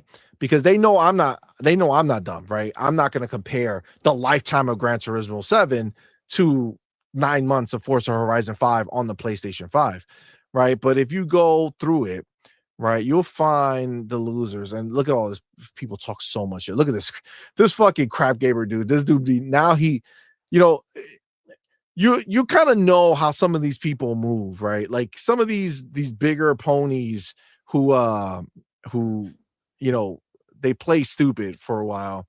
Like they act like they don't see your stuff or whatever. Not that I'm looking for him at all, but I never seen this fucking guy in my replies. Now all of a sudden this dude is all over my shit. Like, dog, you ain't who you think you are to me. I don't give a fuck about you. I ain't answering you, dog. You ain't nobody. So he went ahead and talked some shit, but I'm trying to find somebody. These fucking people started posting. Here we go. Look. They get all pumped. That shit cap. Y'all got to stop using Atlanta, blah, blah, blah. Always wrong with the same company that said FX16 only sold 22K, blah, blah, blah. Okay. First of all, they said Final Fantasy 16 only sold 22K on Xbox. Y'all didn't believe that, though, did you? I mean, I don't know. I feel like this is where they're like, the stupidity comes out. We're talking about first-party Xbox versus first-party PlayStation. Who the fuck is talking about Final Fantasy and a Square game? I don't give a fuck what that game sold anywhere. Doesn't matter to me. It's not an Xbox game. It's not a PlayStation game. But who the fuck are you talking about? Like, that's so stupid to even bring it up. But they'll say, as of late 2025, that there's an estimate 14 to 15 million copies sold. Okay. Woo! Let's get ready. Okay. You ready? Mm-hmm. Okay. How many Game Pass subscribers do they be telling us that there are out there in these streets? I think like 37 million. So let's say between 30 and 40 million. So 30 and 40 million. I've seen like 35 as like the average, right, of where people are claiming, right? And again, we don't know the exact numbers, but let's just say that's the case, right? Now, let's be clear. There's 35 million Game Pass subscriber. Let me tell you a secret. 35 million people on Game Pass did not play Forza Horizon. Okay? Like, let's just make that clear. Forza Horizon does not have a 1-to-1 ratio with Game Pass. They would have told us if Forza has broken all conceivable records of history and went ahead and every single person who has Game Pass also played Forza Horizon. Okay. So that being said, though, let's assume that the 35 million comes from 35 million people on Game Pass. Let me ask you a question, Farrell. Recently, how many players have played Forza Horizon 5? Did you see the last stat that came out? I haven't, but I guess it's like close to 100 million. Well, that's really fucking big. I don't know if Oh, it's no, that not much. 100. No, that's a lot. It's like it was like 45 million or something like that. It was some like crazy 45 number. million. Yeah, it was like 40, then it went to 45. So now it's over 50 million. Yeah. Right? I doubled so up. if it's over 50 million, and again, we're just playing stupid for the sake of this conversation. If it's over 50 million and they want to come to me talk about Gran Turismo 7 being about 14 to 15 million, right? With way more players available to them on the console. I know is GT on? No, that's not on PC yet, right? It's not on PC. Nope. That's their fault. Okay, that is their fault. But they have 14 to 15 million with over, I mean, let's be clear though, as much as we want to call it not being on PC, they still have over 100 million people who had a PlayStation 4 at the time of release. And now they're up to, what was it, 90 million? What the fuck are they at? 80, 90 million shipped? Yeah, shipped. Shipped. Was it 90 or 80? I don't remember the last one. I think it's around 90. Around 90. Okay. So 190 million opportunities. Okay. And they're at 10 to 15 million. If we go by the reports that the ponies will tell you, and some will tell you it's even lower, right? That is not 35 million, right? But let's say 35 million. And let's say that all 35 million Game Pass subscribers played Forza Horizon 5. So out of 50 plus million, I think it's like 52 million. 35 million played through Game Pass. Question: how did the other people play? They had to buy it. Yeah. I don't think Forza does free to play weekend, so they don't. So it's literally over 15 million minimum. Over 15 million minimum have purchased Forza Horizon 5. That's a minimum. That's assuming that 35 million people played through Game Pass. But I would venture that that's not the case. I would venture when they did the early release of it, it was like 5 million people had already played the game before the game ever was playable inside of Game Pass. You had to buy the premium edition, at least the premium edition pack, to play the game early. They were like at 5 to 7 million, like before the game officially launched in like the early access window. So yeah, a lot of people bought the game. A lot of people bought the game, right? So I think telling me that Gran Turismo 7 has sold 14 to 15 million without doing any research. And I got to tell you, I find that ponies are the ones that really fucking get me. They'll come into your comments and they'll say some heinous dumb shit and have no factual information. Like, you know how many people like have gone ahead and talk shit about me in a comment when I talk about a game and say, "Oh, you didn't even play that game," or "I wonder how many hours you have." And it's like a game that I reviewed. You know what I'm saying? Like a game that I have a fucking full review on my channel. And like you could, like, where the fuck do you know me from? You know me from YouTube. Don't fucking, but you know me on Twitter, but because I'm the YouTube fucking guy who talks shit, right? That's how you know. So then go on the fucking YouTube. Go check my reviews before you talk shit. Like, why would you literally go ahead and I wonder how much you played? Bitch, it's there. It's there. You're a fucking clown. They don't ever fucking check shit. So why would you, if I can think of this and do this, why would you come at me when you know we weren't talking about the whole life of Gran Turismo versus the first fucking, 9 months on PlayStation of Forza Horizon with information that just makes you look stupid because Forza wins both ways. Forza wins both ways. It's pacing GT7 on your platform, on your turf. For Forza, this is an away game, and it's smoking your game, Gran Turismo. And then just in life, Forza Horizon's out selling that shit with no problem. So, like, let's not play stupid. You know what I'm saying? Like, don't write shit if you're not going to be able to say anything that's worthwhile, that's actually real, that actually does shit. You know what I'm saying? Like, just fucking stop. The homie Mac22TH54 in the building. What's up, man? Thank you for being here. Thanks for the $5 super chat. Says, CMoney, don't forget, Forza Horizon also outsold their game of the year, Astrobot. Oh shit, man. I gotta tell you, I'm not gonna lie. I kind of forgot about Astrobot. Astrobot is like a dead franchise to me.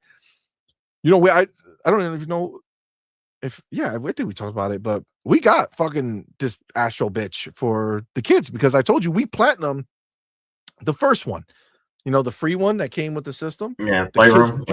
Yeah, the kids were playing it. They beat it and they had like a few more to go. And I was like, oh shit, I've never gotten a platinum before. Fuck it, let's try to get the platinum. There's like 2 fucking trophies left, and we got it. So that's the only platinum I have is Astrobot, the first one. And we were like, fuck it, let's get it for the little ones. Let's see if they'll like it. They played it one time, and never again did they ask to play that fucking robot bullshit. The love letter to PlayStation. Nobody loves that shit, bro. I mean, listen, I know Boom really loves that game. I'm not gonna knock, the people who love it, and that's fine. But it's Forza, I think it's a game more. I think it's a game that's more catered to older people who have like played through several generations of PlayStation. So that's why it hasn't sold well, because it doesn't appeal to the masses of new PlayStation players. It just appeals to like some of us who have been playing it, since PS1 days. Yeah, I mean, that's the thing. I guess maybe that's why I also don't really give a fuck, because although I did have a PlayStation 2 and 3 and 4, I don't know if I gotta be honest, I don't even remember if I got a PlayStation 1 back in the day. I know I played it through my cousins, but I don't know if I ever actually owned it. Maybe I did towards the tail end before I got the PlayStation 2. I don't remember. But I have no affinity for it. Like, I do not have, like, it's not like, oh my God, this franchise means so much to me. No, not at all. Actually, this is how I'll know. Metal Gear Solid 1, that released on PS1. So I did have a PlayStation 1 because I remember going to the store and trading in like a million old games to be able to buy Metal Gear Solid 1. So I did have a PlayStation 1 at some point. But again, like, it's just I have no affinity for it. Like, it doesn't mean shit to me. I don't have any fond, like, oh my God, I remember. No, I don't. And I don't care. So that Astrobot doesn't wet any whistle on this side of the block. All right. That's it. It's just look, be nice. Same boat. He says, same here, CMoney. I bought it for my kiddos and they played it the first day and dropped it like a bad habit. Facts. It's just not interesting. You know what I'm saying? Like, again, I get it. Like, technically it's probably sound and a cute enough game or a fun enough game for the people who like it.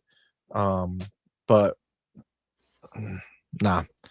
And I guess the people have spoken. You know, one of my favorite things is when I talk a lot of shit and everything backs up what I have to say, right? So Astrobot is worthless because the world has decided that Astrobot is worthless. The world has decided that Astrobot is not it, and Forza Horizon 5 is actually it.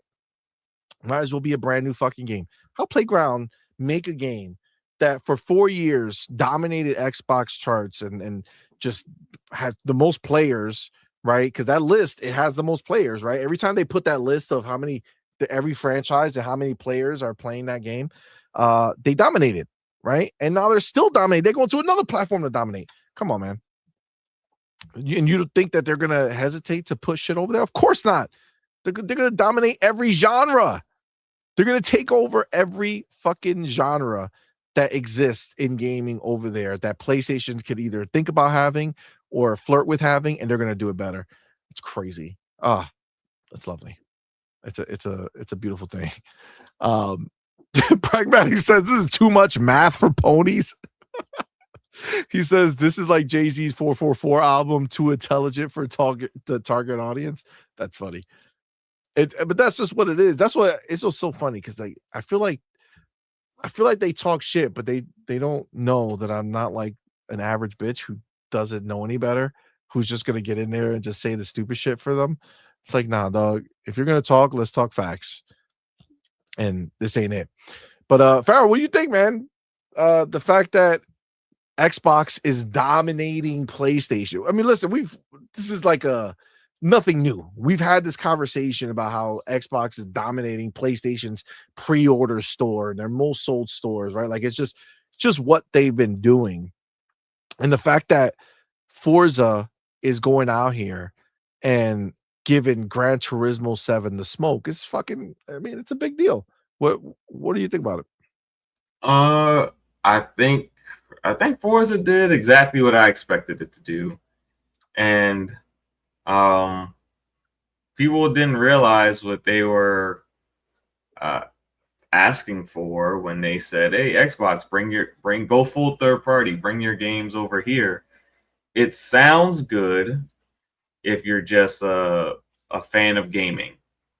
But if you're a fan of PlayStation, every Xbox game that gets purchased over on PlayStation, and especially if it eats into a lot of your time, that's money and time that's not being invested in the PlayStation IP, and it slowly withers away at the PlayStation brand while enhancing the Xbox brand.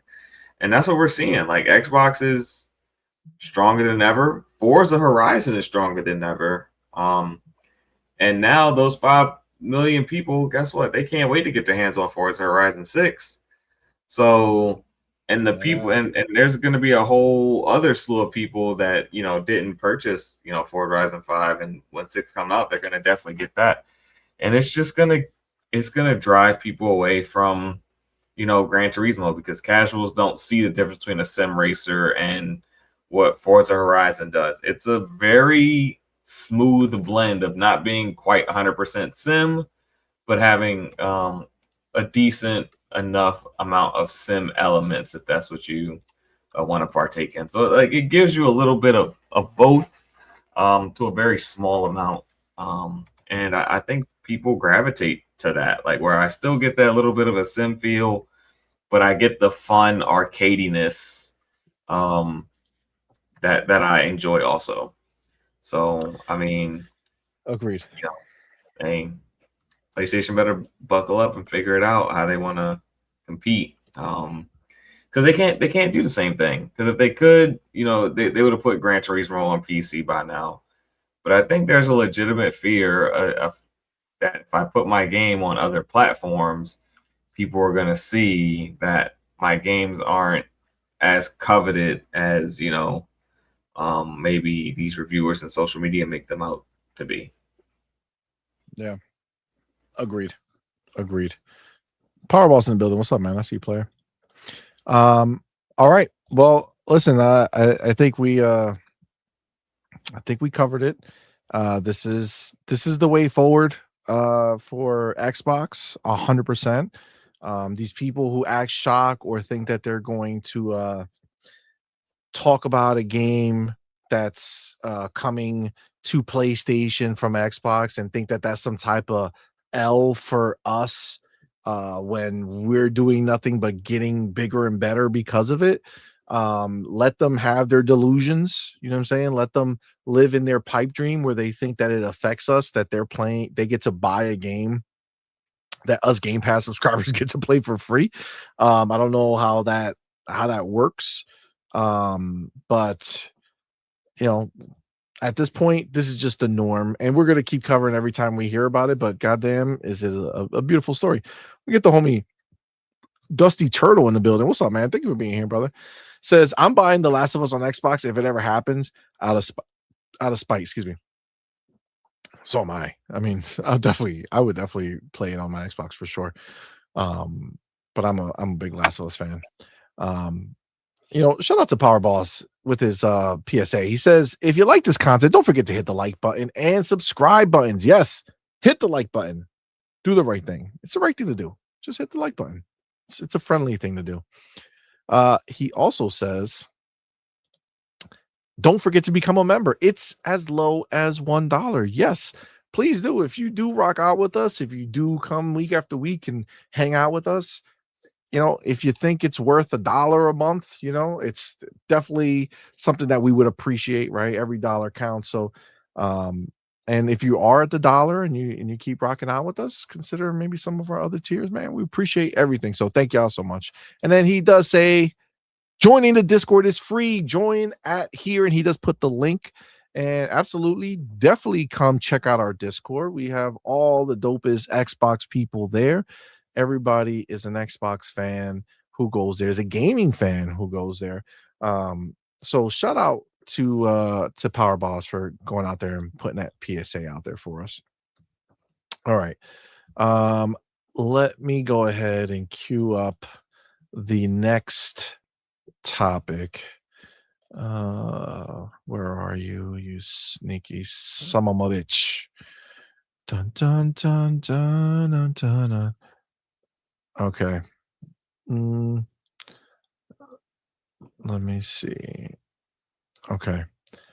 Yeah, this is where we're living right now, which is all right. Let me go ahead and let me take my chapter and then we will get it in. So chapter goes here. All right. Next chapter. I know you've been hearing me talk about it a lot, and I gotta say I'm not sorry. All right. I love Arc Raiders. Arc Raiders is fucking amazing. It's a fantastic experience. I never fucked with extraction shooters before. This game absolutely has me sold. I love it. I love it. It's a fantastic experience. Well, for the new year, we just got a big update for Arc Raiders. I like that they changed like your screens that you like, your lobby screens. They all have been updated and changed. They look cool. They nerfed some weapons and cleaned up some stuff, fixed some bugs. It's a great update for sure. But one of the big highlights of the update was there was a skin that was in the launch trailer when they first, or either in the launch trailer or like the reveal trailer. Like it was a while ago, and people saw a trailer on there that looked cool, and then the big deal is that it's dropping now, right? But there's a lot of controversy around it.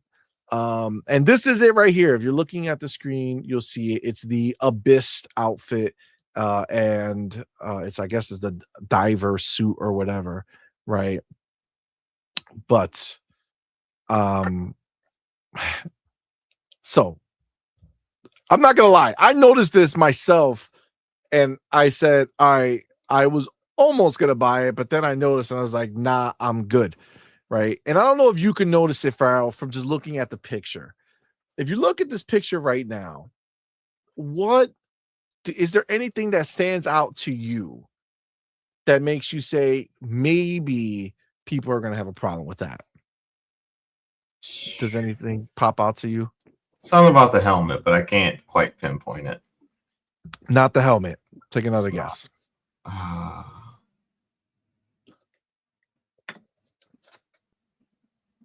I don't see it. Okay, you ready? All right. This is what everybody is talking about. For the love of God, why? Fire the person who is doing these. Oh, the It's the crotch pants, thing? dog. It's the pants. The cross. That's that. What's that shit called? That women wear. You know what Yeah. it is. What is it? Yes. Corsets. Is that the? They Is get that what they're corsets called? for your legs? Exactly. I don't think. What the fuck is that? Who? Why? Why is that there? I just don't understand it. Maybe it's like No, a he's supposed to be a cowboy. diver, dog. Why would you have strings underwater? You know what I'm saying? Compression. This is a you know? this is a diver set. No. I cannot make any excuses. I'm so annoyed. I'm not gonna lie. And it's listen, to each their own. It is what it is. Like I don't give a fuck because I just didn't buy it. But fuck, man. I was like, oh shit, they have a new set, and I almost did it because you could toggle it, right? I don't know if you're familiar with it, but a lot of the items on your character when you have a skin, you can toggle things on and off. So like the helmet, right? You can toggle it, to be open, to be closed, or to be off. Like this particular one, you can take off the flaps on the side, and you could take off the little life jacket or whatever. Like you could do all that, but what you can't do is you can't take off the corset.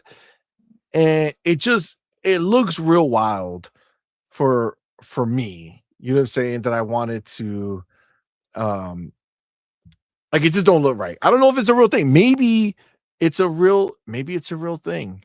Okay. Maybe this is a legit way that divers wear their shit. And that's fine. But what I don't understand is why they wouldn't just allow me to take it off.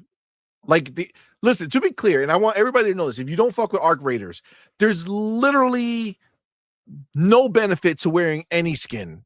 Okay, no benefit at all. You don't. I mean, I guess maybe if you do a lot of PvP, then you can maybe hide better if you blend in certain places. But outside of that, like the fucking arcs are gonna see you regardless of what you're wearing. There's no camouflage outfit. So it's literally just for the look. Okay, just for the look. So there's really no reason to buy any of these skins at all. I bought the deluxe upgrade and that like cowboy outfit or whatever it is. I've been rocking that the entire time. I love the outfit. I had no problem with it. And I looked through all of them and I really haven't thought about changing it. But then I saw this and at first glance I was like, oh, this might be cool. And I started customizing, because you could customize it before you buy it. So you can see if you can, pick a color and pick something that you like. So I kind of made it up and it was like, I can't get around it. Why? I don't know why they just let me take it off, bro. Like just let me fucking wear regular boots. I don't know why. Oh, I don't know. thigh. Oh, so they're like thigh high boots. Yeah, they're like thigh high, bro. They come all the way up. They come all the way up, my dude. Like really fucking Different. far. Maybe it's a different type of diving. Like diddy diving. I don't know. Diddy diving. That's wild. That's some wild shit. Yeah, I don't know. I mean, it was literally like trending actually earlier. Like Arc Raiders were just it was all over the place, and people were really annoyed that that's the way it happened. So I'm not gonna harp on it. It is, like I said, it is what it is, but that's the controversy. And I kind of agree with it, man. Like, why not just let me toggle it? Like, that's a pretty look. I feel like it's an aggressive decision to just make that the way that the character is. when you let me flip flop so much other shit. You know what I'm saying? Like, yeah. just I let don't me, play Arc Raiders, but yeah, if you have a lot of choice, but yeah, like like you're if I dead can, set on the thigh high boots. exactly, like That's an interesting line let's to draw. Yeah. let's go ahead and let's get out of the I have to guarantee wear the thigh highs. You know what I'm saying? Because then I would like to, then I would have gotten it. Let's throw out the Diddy Divers. That's no more Diddy Divers, Diddy Arc Raiders. But yeah, I know my boy Amit Kumar, who also rocked out with us on Thursday night with Arc Raiders. Shout out to him. He has the hockey, so they sell shit with like in-game currency and real money too, if you want. There's some shit there too. They sell some of them like that, but then they also do like these free decks, and decks are like a theme that you similar to Helldivers 2. I don't know if you play Helldivers 2 at all, but like the Halo, War Bond is the same thing as the Arc Raider deck. So there's like other points you earn throughout the game by playing it and doing things. And then you could take those points and purchase, different it's like a outfit, but it's like a line of it. So it's like one outfit that they just make look different every time you go down. And you could buy, little trinkets or whatever using that special coin that you earn throughout the game. Well, our boy Amit Kumar went down the whole goddamn list. So that's a lot of goddamn coins that he used to upgrade his shit. So it was a pretty fucking cool suit. But this is like this is like a moment, I will say. Like, honestly, I know I'm not gonna be on Arc Raiders forever. I'm not that type of dude. I don't play fucking Halo forever. Like, I love Halo more than anything, right? So every game has its time, but right now it's just the perfect game, perfect time. Xbox hasn't dropped anything first party quite yet that I haven't already played. So like I'm in this space where it just fits perfectly. When games start to drop, I'll probably, stop playing this and move on, but like I'll see. You know what I'm saying? Like I don't know 100%. I might just stay on it. I don't know. I'm really really into it. So but this is not the only news. So there is updates that have happened, but there's a piece here that I want to cover as well, because I feel like a lot of people may give me and other people like me a lot of shit because I'm not in it for PvP, like, at all. Like our boy Be Nice, he's out there trying to kill people because immediately people start trying to kill us when we're playing a game because he's in the round. All right, I'm just saying that's cool. He likes to go shooty bang bang these people. I don't do it. I'm when I first played, I was like, all the things I heard made me feel like I had to be ready to kill everybody. But fun fact, I literally only got shot at and murdered one time. And that's when I played duels with my son, Man. That was the only time. Every other time after that, actually one more time, I think that night, it was only with Be Nice. That's it. It was when we were Amit Kumar and Be Nice, we were playing, and that's when we got all this fucking heat from these people. Okay. But outside of that, when I play, everybody's chill. I don't even look anymore. Like, I don't even turn around when I hear people walking, because it's just like, it's just, people are not like that in my game, and there's a reason for it, right? And I want to play this so that we can just kill the narrative right now. This is the what is it? The CEO of Embark. Okay. Listen to this shit. The game isn't about shooting other players. You can do that if you want to, but that's not kind of the ethos of the game. Has never been to go in and shoot players. We want that, to your point, you described it really well. It's a part that we use to craft tension and for you to feel like, I mean, the game was without other players for a long time. And yes, there were instances where the game was fun and there were areas where it worked quite well, but also the minute you added other players and then you use subtle ways of signaling You know, you don't know how many players are on the server. You don't know how many players have died. You don't know how many players are around you. But we signal to you that there are other players, that you hear them shooting. That's why audio is a very important part of this game. You hear them encountering Ark and other players. You see the radar flares as they go down. The game isn't about shooting other players. All right. You can do that if you from their mouth. All right. It's not a shooty bang bang, kill everybody like these clips on the fucking the Twitter want to show us that these murderers is going out there killing all their fellow Ark Raiders. You guys are there coming from the same place. You're all trying to survive. Why you gotta be monsters? But point is, if you're out there and you're not a killer, good on you. Okay. The only people who have a problem with this are people who want to just kill people, because they did something that I think is amazing, which is they completely separated it based on your play style. So they don't go ahead and make you choose like, oh, I want to go play PvP focused, version of this, and I don't, or no, I want to go be peaceful only. They allow you to play the game the way you want to play the game, right? And like, I don't like to just kill people for no reason in this game. I feel like I'm really absorbed into the world when I play it. The sound is so powerful, it's so strong. And when I'm just playing the game, I really feel in that world. And when I hear somebody, I'm not thinking, oh my God, there's somebody who's going to come kill me. I'm thinking, okay, cool, there's somebody around. So if one of these fucking arcs come out of nowhere, chances are homeboy's going to help. I've gone so far now that, dude, I was was it yesterday or earlier today?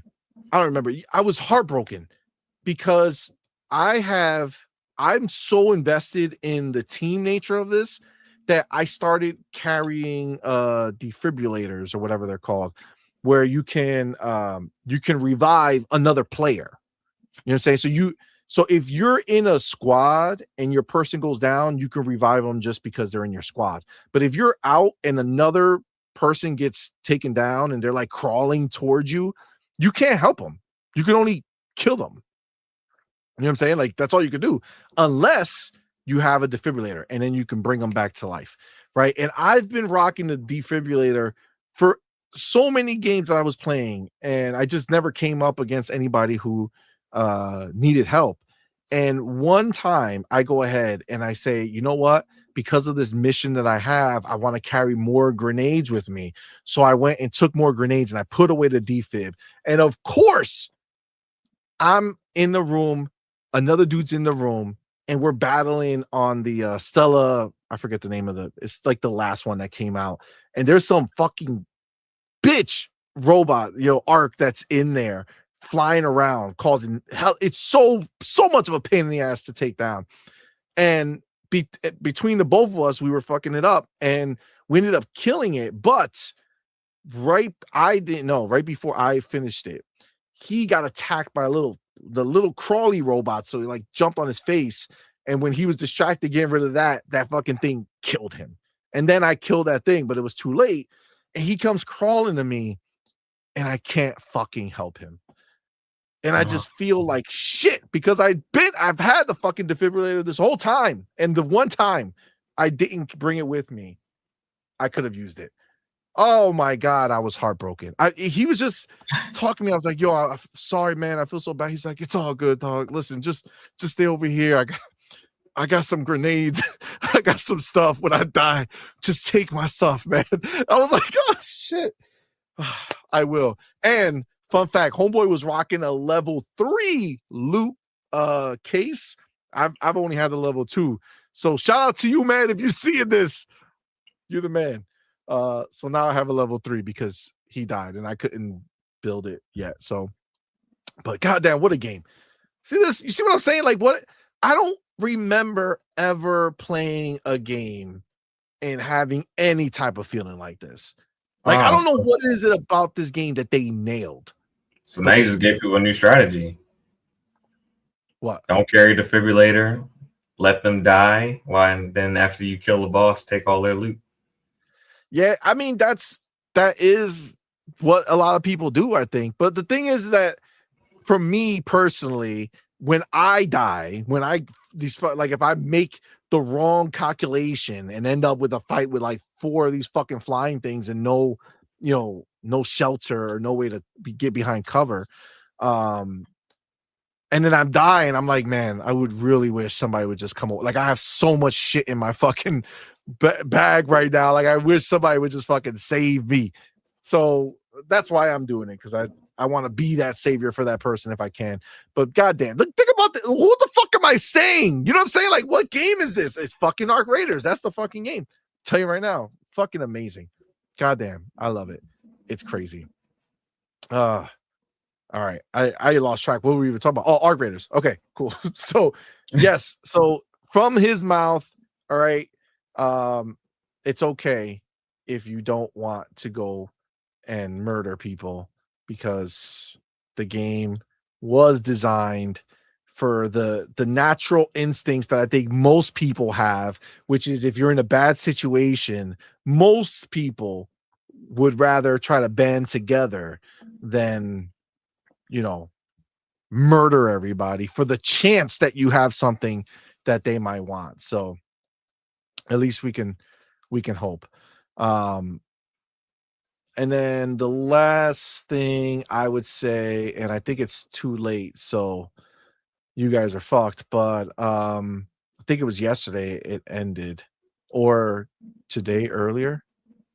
Yeah, today earlier. So at 6 p.m. today it ended. So if you played Arc Raiders before 6 p.m. Eastern today, the 13th, you would have gotten a gold pickaxe. I'll show this to you. It's right here. So it's a golden pickaxe. Again, all purely cosmetic, has no, value outside of how it looks. Doesn't swing better or anything like that. So it was it's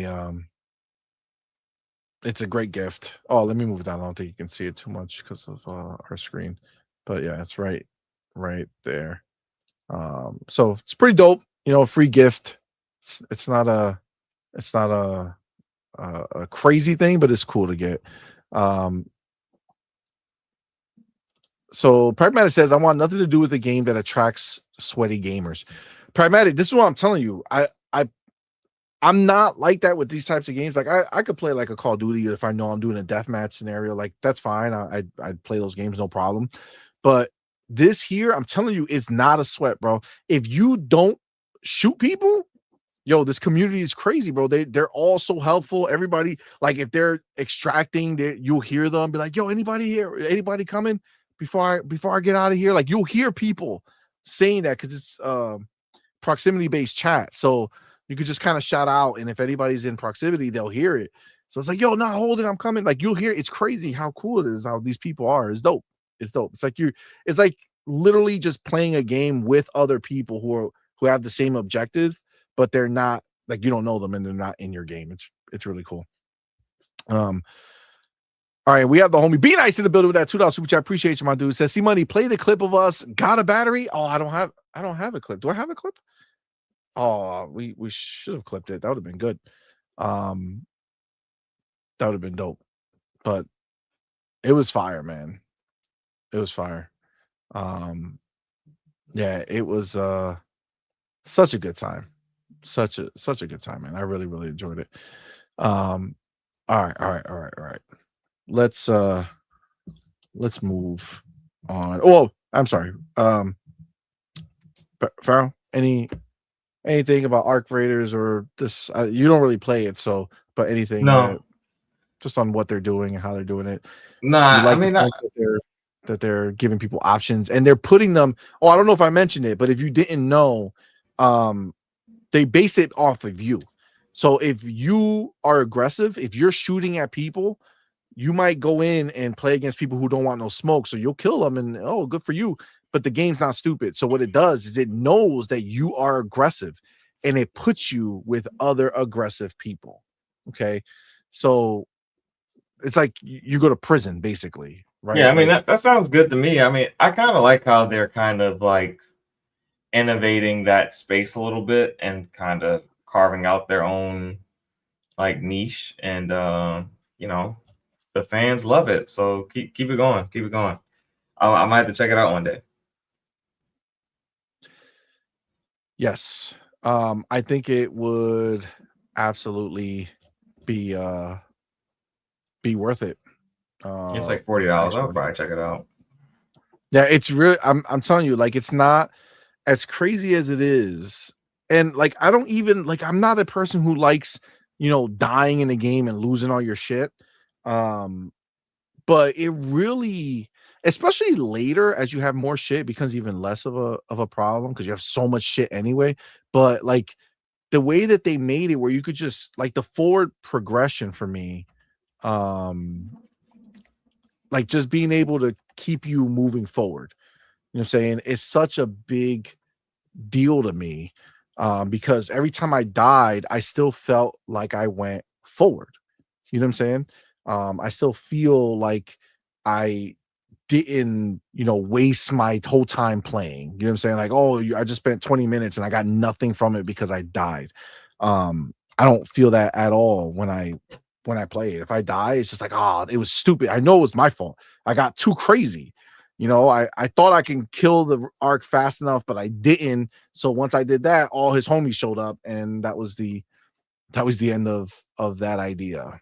Right. Yeah, and the So, game seems to have a really like legit fun factor to where even when you lose loot, you still have fun. So exactly. Like it puts me there. You know what I'm saying? Like it makes me like I really feel like I'm in that world.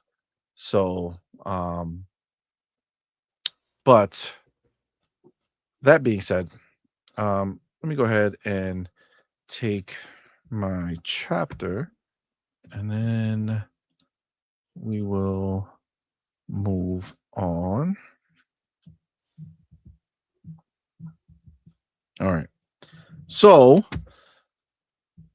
there's been a lot of hubbub in the streets. We knew back from when it first came out, and it being Hellblade 2, that Hellblade 3 got greenlit almost immediately. They just saw the caliber, they saw the success, and they were like, yes, go in that direction. And we just got some more confirmation from Jez on this, but what his words were kind of got a little mixed up, and people are running in a certain direction. And the reality of it is not as crazy as people are trying to make it out to be.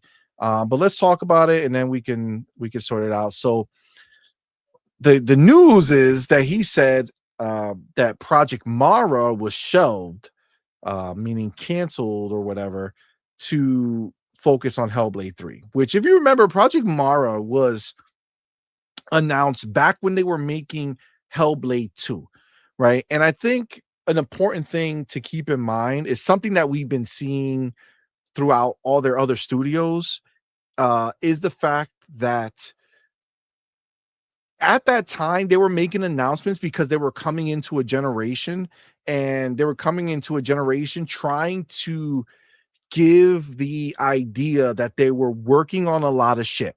You know what I'm saying? Like that there was more to come, that even though they only had, at the time, 13 or however many studios they had at the time, they went ahead and were saying, hey, yes, we have this many studios, but each studio is making 2 or 3 games, right? So really they wanted to go ahead and kind of give you that confidence that if you bought in to the system of Xbox, you would have games coming in the future because they're making multiple games. Well, excuse me, Hellblade 2 was announced back even before the system. It got announced at the same time as the Xbox Series X, actually. And in that time, once they announced that, Ninja Theory kind of came out and announced that they're working on multiple projects, which is another one is, Project Mara, which is a different type of, horror game. That's a lot of about the, mental health and all that stuff, and using psychological horror to like a whole nother level. And they showed like the graphics of it, and it was like real. It was real life. They literally showed their actual office or the studio, and then the in-game studio was crazy, right? Yep. Obviously that was all, experimental, but obviously that's where they wanted it to be. And that was, again, before anything that Xbox ended up doing with Bethesda and Activision. Well, fast forward, Hellblade 2 comes out, and all of a sudden we're in a post-acquisition world, and Hellblade 2 was amazing. And the people who played it loved it. I fucking adored it. Doodle adored it. Fucking amazing game. Loved it. Still the best looking game that has released this generation. Easy. Well, now in this post acquisition world, they went ahead and they got greenlit for part 3 of Hellblade right away, because obviously they're doing that. What it looks like is that tried and true, first one comes out, set the kind of base for what it's going to be, and then part 2 elaborates, right, goes bigger, but not crazy big, but just bigger, and then 3 goes crazy. For me, in my mind, I always think of the Witcher series. I feel like there's a lot of analog between the two, where you have like the base game that proves, like, is your proof of concept, like The Witcher is a brand. Hellblade is a brand. That's what part 1 did. Part 2 took it to the next level, right? Really showed what the team was capable of, right? And then part 3 is the shit that took it to the fucking next crazy level, right? Another studio that I always talk about in this same sense is Asobo, which are the people who make Flight Simulator, but they also make A Plague's Tale, right? And I feel the same way about A Plague's Tale. I feel like the first one was just like Hellblade 1 and Witcher 1, like proof of concept. 2 was, again, just like Hellblade 2 and Witcher 2, just took everything up to the next level, bigger, better, right? And then part 3 is like that. This is that moment, right? Everything that they've been building up towards, that's what it's going to be. And I feel like part 3 of Plague Tale is gonna hit that, but Hellblade 3 is clearly where they're going. And it's just the idea that Project Mara got canceled. Well, it was an experimental game, right? They were going in and they were trying to make it into something. And for all we know, they just rolled Project Mara into Hellblade 3, right? Like the tech and everything, the ideas that they were doing, we don't know. Or it could just be another game. I saw somebody made a great point in my mind, which was they were like, well, look at the graphics on that thing. It's real life, like it's side by side. You see them. It's the reflection, all ray tracing. It's crazy.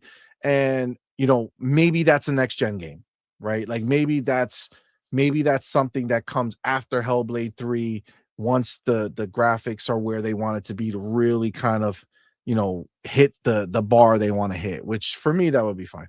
But it's just a drastic nature of Ninja Theory's Project Mara is gone now. It's like, just relax.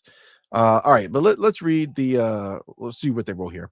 It says Ninja Theory's experimental horror project, Project Mara, is no longer in active development, with the studio instead focusing on Hellblade 3 as its next title, according to Windows Central Jez Corden.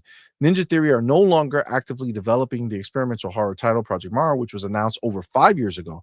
Windows Central's Jez Corden, a reliable Microsoft insider, confirmed this in the recent episode of the Xbox 2 podcast, revealing Hellblade 3 is the studio's next project. He says Project Mara was just a concept. It's not a game they're currently working on, Corden stated. It might be something they work on eventually, but Project Mara is not a game that is currently being worked on at Ninja Theory. And then you see the word cancellation. Again, this is where they run with it. The cancellation will certainly end years of speculation about Xbox's ambitious horror experience. Why would it end it? Clearly, they're working on something in the same vein, right? Project Mara aimed to realistically depict mental health horrors through advanced technology. The entire game would have taken place in a single apartment recreated using photogrammetry and LiDAR scanning for extreme realism. As part of Ninja Theory's Insight Project research initiative, it would have drawn from real accounts to create psychological depth whilst avoiding typical horror tropes. And then this is the Project Mara teaser. I could put it as 43 seconds. I'll show you what we're talking about here, what they were doing. I can't tell which real anymore.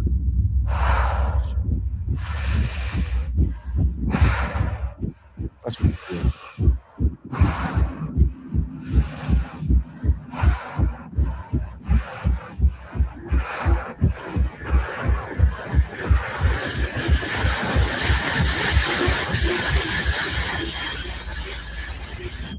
Whew. Holy shit. So that little thing fucked me up at the end right there. That's creepy.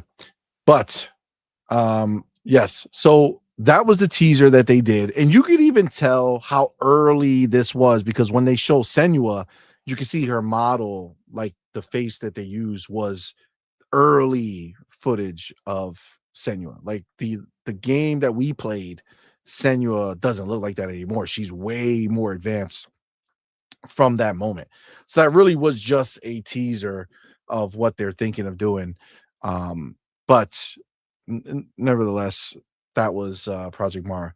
So he continues, however, despite all those cool ideas, the project is shelved and Hellblade 3 now takes priority, with Ninja Theory planning significant gameplay changes for Senua's next adventure, if Corden's sources are correct. It's going to be a bit more interactive than Hellblade 1 and 2, Corden explained. They want to make it more of a game and broaden its appeal. This suggests that Ninja Theory aimed to expand combat systems and mechanics beyond their signature style narrative-focused approach of previous entries. One of the main criticisms of Hellblade 2 was the limited interactivity and short runtime, which made it feel more like a film than an actual game. That I got to tell you, Farrell, you played Hellblade? Yes. Okay. I don't understand this, like, this, I call it bullshit. Where they say like that it's doesn't have like it's limited interactivity, like you don't really play. Fam, I just demoed Final Fantasy 16. We just played it on Thursday. That is a fucking movie, right? Like that, yeah. Holy shit. You're watching just so much bullshit and it's not even like amazingly done. You know what I'm saying? Like the CG, sometimes it would be crazy cool, but outside of that, the majority of what you're actually watching and exposed to is not really high quality stuff. Dude, every time I was so captivated the entire time during Hellblade 2, whether it was a cutscene playing out that was fucking amazing with amazing acting and amazing motion capture, whether it was a moment just like this. For me, a moment like this, you see that shit just takes you there, right? It's stunning. And then the combat was fucking fire. I loved it. It was a huge upgrade from part 1. There was just so much. It was fucking great. I don't know why people try to treat it like it was light on interactivity. Do you feel that? Is it just me who doesn't think that is? No, I think really the thing that got the big knock was the combat, and I think people just didn't take the time to actually learn the combat. Like, yeah, because the combat actually has some pretty decent depth to it. It just doesn't have a tutorial that walks you through, you know, the depths of it. So like you might miss out on certain aspects of the combat and things that you're able to do if you're not actually paying attention and kind of experimenting with your gameplay. But there is some legitimate depth to the combat. If any, I don't think the game should be criticized for a lack of depth. If anything, you might want to criticize it for a lack of tutorial, but at the same time, if you played Hellblade, you know that there isn't some sort of tutorial because a tutorial would kill the immersion loop. so they want you immersed. And you know, You're almost learning the same time she is. Yeah. So I mean, me personally, I would rather keep that immersion loop than go through a tutorial for that type of game. It's not a game that's like, 50, 60, 70 hours to beat. So you don't really need that tutorial as you would like some of those longer games, especially ones with like crazy boss challenges and things like that, where you really need to master the whole move set in order to, take advantage of some of these opponents you're gonna have to beat. So I like it. I like it. I don't think they. I think the game got overly criticized at the time, and I think there is a lot of interactivity in that game. Yeah. And this is one of those moments where, I'm excited, but I'm also like, I'm just wondering, what is that going to mean that they want to make it feel more like a game? Like, are they going to go really far away from, where they were with this? Because Hellblade 2 is fucking amazing for me. So, or are they really going to just go like that progression where, like, I feel like Witcher 2 to Witcher 3, the moment to moment gameplay, you're still in that general type of feel. It's just that Witcher 3 just took it and blew it up and blew it out. Right. So are they going to send you on a horse? You know what I'm saying? Are we going to be horseback riding around a huge world, which probably would be fucking fire if they did that? But I don't, I'm just saying, like, how are they going to do it? Because you can't make the world that much bigger and expect that I'm going to walk the whole world. You know what I'm saying? Like, yeah. I don't know. You can't make it smaller, so it has to be bigger. So we'll see. And yeah, I guess they just finished off by saying, though it must be said that Hellblade 2 was praised for spectacular visuals and audio design, it's still probably the best looking game of this generation. That's just factual. And that is quite an achievement. All in all, it will probably take a while before we get to see Hellblade 3, since Ninja Theory is a small studio and they just released Senua Saga less than 2 years ago. It will certainly be interesting to see what kind of game we're getting, especially with the rumors of expanded gameplay mechanics floating around. I think, if anything, that might be the only thing that might slow down them bringing this game out. I feel like I think part 2, the reason that it took so long was that it was literally being built alongside Unreal. Yeah, and you had that, and you also had like the FSR tools and things like that were a little slow coming out, so that probably held it up a little bit as well, on top of everything else that was going on in the world at the time. Agreed. Yeah, so I mean, for me, the idea of the next game coming is fire. Like, again, that's just another pipeline game, right? Like, where we are, it's not like, oh my god, I need Hellblade 3 today. We have, this year is going to be crazy.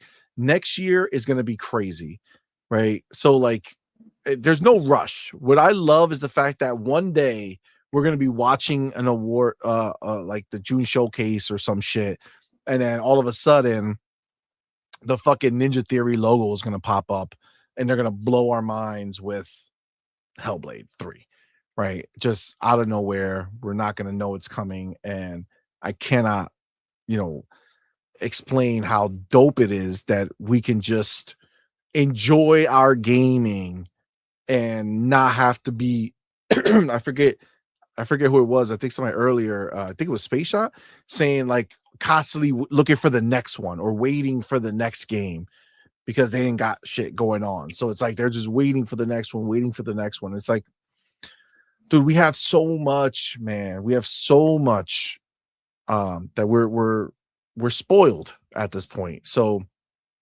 and next week we're gonna have a show that's gonna show us what's next.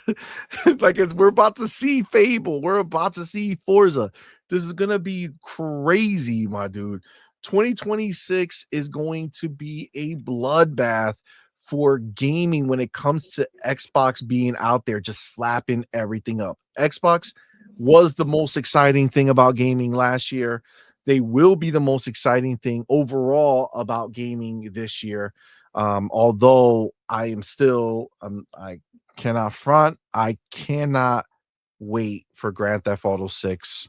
I know there's rumors in these streets that it might go, and I know a lot of the homies who are here don't really care for Grand Theft Auto 6, which is cool, but I cannot wait. You know, I was just talking to Doodle the other a couple of days ago, and we were talking about, you know, the fact that Grand Theft Auto is obviously supposed to come out this year, and you know, it might go next year, whatever, but like it's supposed to come out this year. And you know, just doing a quick, you know, calculation. Grand Theft Auto 5 was made for the Xbox 360. Yes. Like I need like you have to understand that they made one of the biggest, best games of the Xbox 360 generation. Everything they put in that game, all the amazing shit that you could do in that game, still I couldn't even name a game that you could do more shit in at that level, that high level, than Grand Theft Auto 5, right? It set its own bar, and that bar has never been passed. Just for what they do, no one has done what they've done better, and it's been since the 360. I need you to, like, for a second, think about, doesn't matter if they prettied it up for the next gen, if they added first person when they went to Xbox One generation, right? They prettied it up again for this generation recently. All that is fine and dandy, but the basis of the game, the fundamental bones that entire game is built on the same system that delivered Gears of War 1 on. Like the system that fucking Epic had to tell Microsoft, hey, if you want the game to look like this, you need to bump the fucking RAM or whatever it was that they had to do. Okay. That same system that launched in 2005, Grand Theft Auto 5 was made for. Okay. It's made for at the very end. So now you're talking, like, you can't forget the same people who made that skipped the Xbox One generation for Grand Theft. Obviously, the Xbox One generation gave us Red Dead Redemption 2, but very different type of game, right? Yeah, very different for sure. Very different. As beautiful it was, as the story that they gave me, amazing. The world they created, top tier. Still, no one can touch the world that Rockstar made for Red Dead Redemption 2. It's the most beautiful world. What an amazing game that is. Jesus, I love that shit too. But that's a very different beast of a game. For Grand Theft Auto, okay, Xbox One generation series, no game has touched what Grand Theft Auto 5 has done. And they're about to deliver a game built for the series generation. Yep, because it's not going to be on previous gen. So yep, it's not going to be on Xbox One. This is a series gen. So they jumped to they were launched on 360. They skipped the Xbox One generation, and they're launching 6 years into the generation for the series generation. Mm-hmm. This shit is gonna be crazy, my dude. Like all that shit that they've shown us, like it's easy to look at that and be like, that can't be real. But just do the math in your mind. Look at what they did on the 360. This is 2 generations. They're the only fucking company out there that literally can show you the maximum amount of usage of any given generation. Yeah, when you say that things aren't possible, I mean, you can just point people to that Matrix demo. Facts. You know, and it kind of showed what's, you know, it was on rails, but it showed you what was possible. If you give these developers enough time and resources, yeah, they're going to be able to do something magical with that with that engine. Oh, it's gonna be fucking insane. It's gonna be insane. Look, at the end of the day, I know I see you guys. I know that there's rumors that it's gonna get delayed to 2027 per Jason Schreier or whatever. But he didn't write, that wasn't an article he wrote. He said it on a podcast or some shit. And I feel that it's I feel he's similar to like Jez, right? Like Jez says something on a podcast, cool. But if he doesn't write a story about it, then in his mind, he's not actually, commenting. Is more about his opinion. So I'm hopeful because I cannot wait for that game for sure. But my boy Pragmatic Eagle reminded me of a game that I fucking am 100% know that's coming out. And my boy Pragmatic says, for example, Korean games make games from other regions look like shit. That is the truth. That is the truth. They do not fuck around. And goddamn, are we getting Crimson fucking Desert, bro?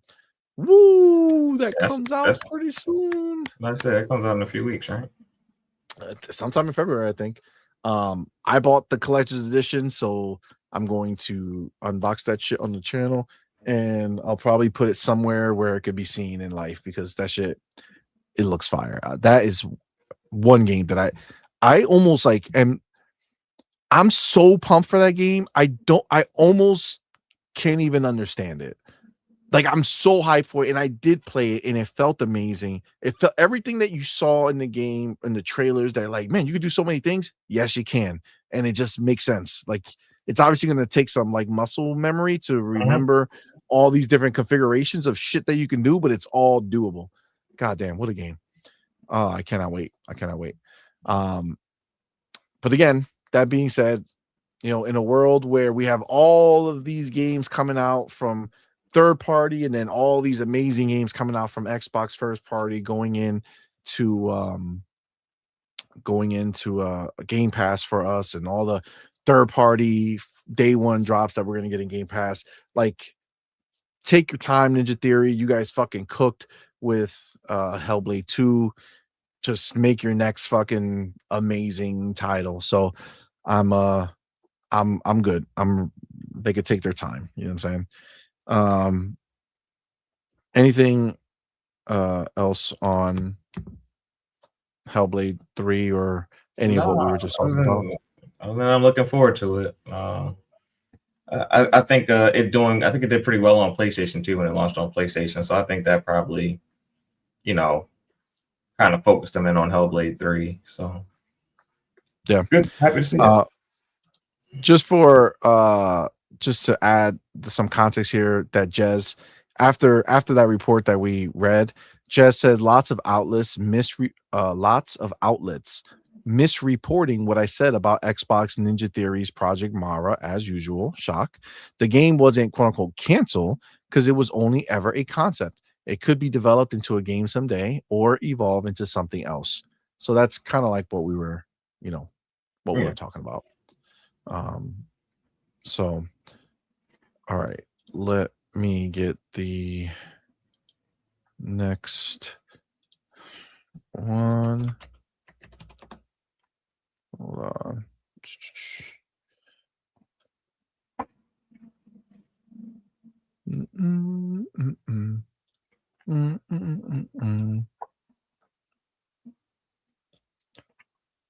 Okay. All right. Here we go. All right. Let me take my chapter.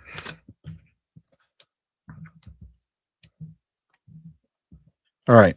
So if you guys didn't get a chance to see it, there was a new show that was done, a New Game Plus showcase that was like 4 hours and a half. Probably the worst. The format was horrible. Yeah, the worst put together show ever. Like, the games themselves were fine, and they even went afterwards and made a one just for the games. But they did like a horrible podcast style. Like, they would show 3 trailers and then show 5 people sitting on a chair repeating all the same shit that was talked about, and it was just it was just not good at all. Like, it just wasn't great. But the games themselves were cool, and there was a lot of things that kind of were shown in there that were great. Fucking Crimson Desert had a nice little spot in there, but somebody else who had a spot in there was Xbox. That's right, Xbox was there, and they had a couple trailers and interviews. One of them was Avowed. Actually, I think there was 3, right? It was Avowed, the what the fuck's the name of the little Grounded 2, and then Towerborn. Okay. So all 3 had their moments there, and all 3 of them are having their big updates, right? So Grounded 2 is coming out of early access, I think in February something, or sometime soon is coming out. Towerborn is also coming out of early access, and then Avowed is getting its big update that's going to have new game plus, new races to play, brand new weapon type, photo mode, more. It's going to be a huge update. And if you guys remember, Avowed was one of my games of the year for 2025 for sure. The only one that was like right there with it was Outer Worlds 2 for me. And by the end, I gave it to Outer Worlds 2. But in reflection, I think there was some recency bias there. I feel like if Outer Worlds 2 came out first and then Avowed came out second, I would have given the edge to Avowed, just because like they're so good, man. They're so good. So but either way, that was great news to see. It was a great update. But then some of the crying started happening, because all 3 of those games have been announced to release on PlayStation 5. So all the updates that drop are going to drop, and the PlayStation 5 version of the game is going to come out. And again, you have the same usual suspects who are going to sit there and cry and talk shit. Why is this happening? Can't believe it. We're getting all their game. They're giving us, or we're giving them all our games. They're not giving us any. You know, all this same bullshit that you hear. But the other thing is that if you go here's a post from Avowed, right? It says, Envoys, we're pleased to announce that Avowed is officially coming to PlayStation 5 on February 17th. Pre-orders are now available on the PlayStation Store with 2 editions to choose from: $49.99 standard and $59.99 premium, right? And from that point, people started running with the fact that it's $20 cheaper. So Derek Strickland says, one thing that I don't see anyone talking about is how Xbox price adjusted Avowed so it launches on PlayStation 5 at $20 cheaper than it did on Xbox. Avowed is now priced at $49.99 for the standard version and will launch at that price on PlayStation 5. It was $69.99 when it launched on Xbox. Cool story, but it's been a year, and they are also reducing the price on Xbox. So the game was $70 at launch. Now it's $50 a year later. And this is the new thing that people are crying about. And you got literally like dudes are saying, like look at this, like this K-Med dude, right? He says, so Avowed is launching $20 cheaper than its Xbox launch price. Man, at this point, I don't even know what to say. I don't even understand this idea. Pharaoh, I need you to help me out. I know for a fact that games that launched on PlayStation, when they finally came over to Xbox, were cheaper. The homie Amit Kumar says Final Fantasy 16 and Silent Hill 2 were cheaper when they came to Xbox. If I'm not mistaken, I believe Death Stranding also. Yeah, Death Stranding was like $17. Yeah. Final Fantasy Remake was cheaper when it came out. That was years later though, but I mean, that's typically what happens. You release to another platform late, you release at a reduced price. Exactly. Right. Like that's just is what it is. Now, look at Avowed, right? Now, Avowed, phenomenal game, right?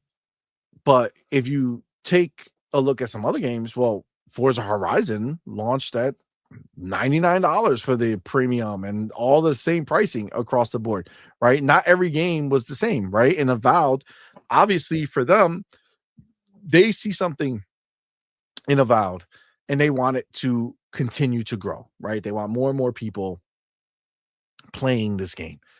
And the one thing I will say about Xbox, and again, this doesn't get talked about enough because if it's not hate, then it doesn't matter and it's not popular to say.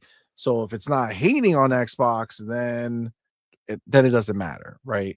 And the thing is that Xbox is not stuck on any one price. Xbox will take a game and tell you, hey, you know what? For the experience that we're delivering, we think it's fair that this costs this much. Didn't Hellblade, what was it, Hellblade 2 launch at like $50? It's like $40 or $50, yeah. Right? Things like it's like $50, right? Amazing game. Better looking game than anything released at all on this generation. Better than anything that PlayStation has put out there. But Xbox saw that and said, all right, it's a smaller experience, beautiful experience, but it's a smaller game. We're going to make it 50. Done. Xbox tries to price games for what they feel like it should be. And Avowed, a year ago, brand new IP coming out the rip, $70, dope. A year later, they went ahead, they looked at what's going on, and they said, you know what? We want to get more mass market appeal on this, and we're going to lower the price. Amit Kumar fucking nails it.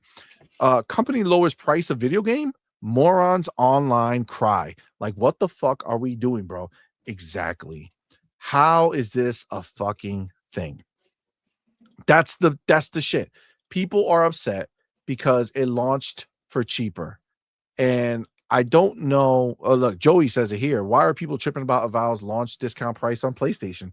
All PlayStation exclusive games that have made their way to Xbox has also launched at a discount. Death Stranding, Helldivers 2, Silent Hill 2, Black Myth, Final Fantasy 6, I assume 16. It seems like a normal practice for year later releases. I mean, it just is what it is. There was one dude, I thought I marked it, but apparently I didn't. But in one of these people's posts, I don't know if it was in Avowed's post or whose post, but some dude was like, "Oh, we always get the shaft or something like that." It's like, fam, what the fuck are you talking about? The game came out a year ago. If you didn't buy it a year ago and you're now interested, it's literally $50 across the board. This is not a PlayStation exclusive joint. You know what was exclusive? The discounts on Xbox when they left PlayStation.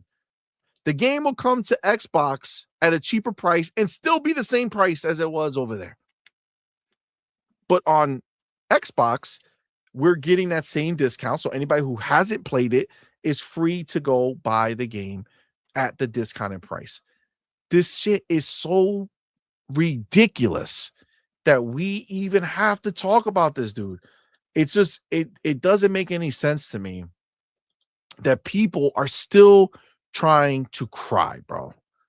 It's just so ridiculous, my dude. Like, I don't get it. And of course, the tears for Avowed, the tears for Grounded, even though Grounded 1 already went over there, the tears for Towerborn going. It's like, guys, cut the shit. At what point are you guys going to get hip to the idea of what business is and how successful Xbox has been at doing this?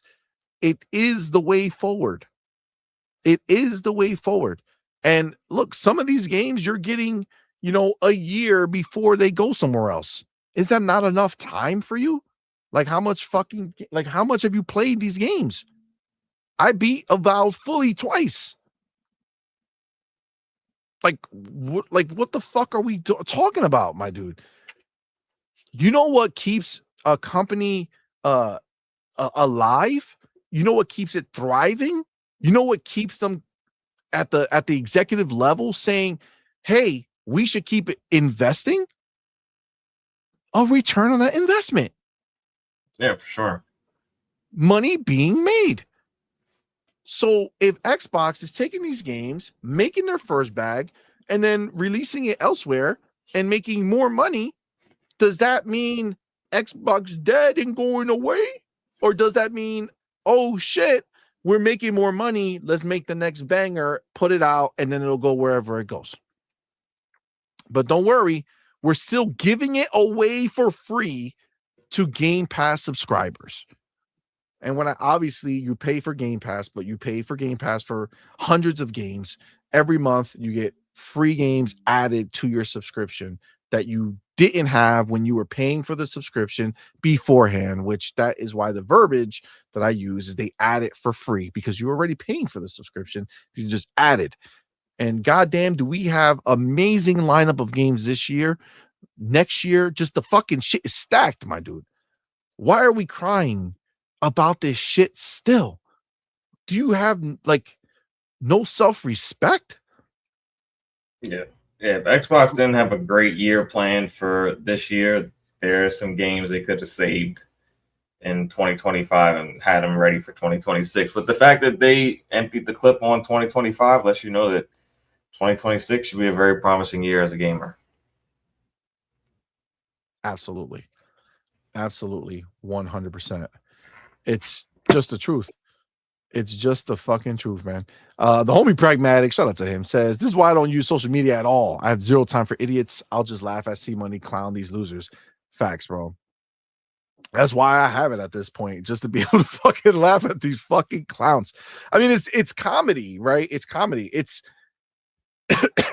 it's sad for me to see, people that were once, big Xbox supporters, or people that used to be in this chat, amongst you guys, now out there, like, still embarrassing themselves over this idea that like Xbox scorned them or something. You know what I'm saying? Like Xbox did them wrong by investing in their future, which is therefore investing in our future as gamers for their platform. It's crazy that this is what is still out there. And it's embarrassing.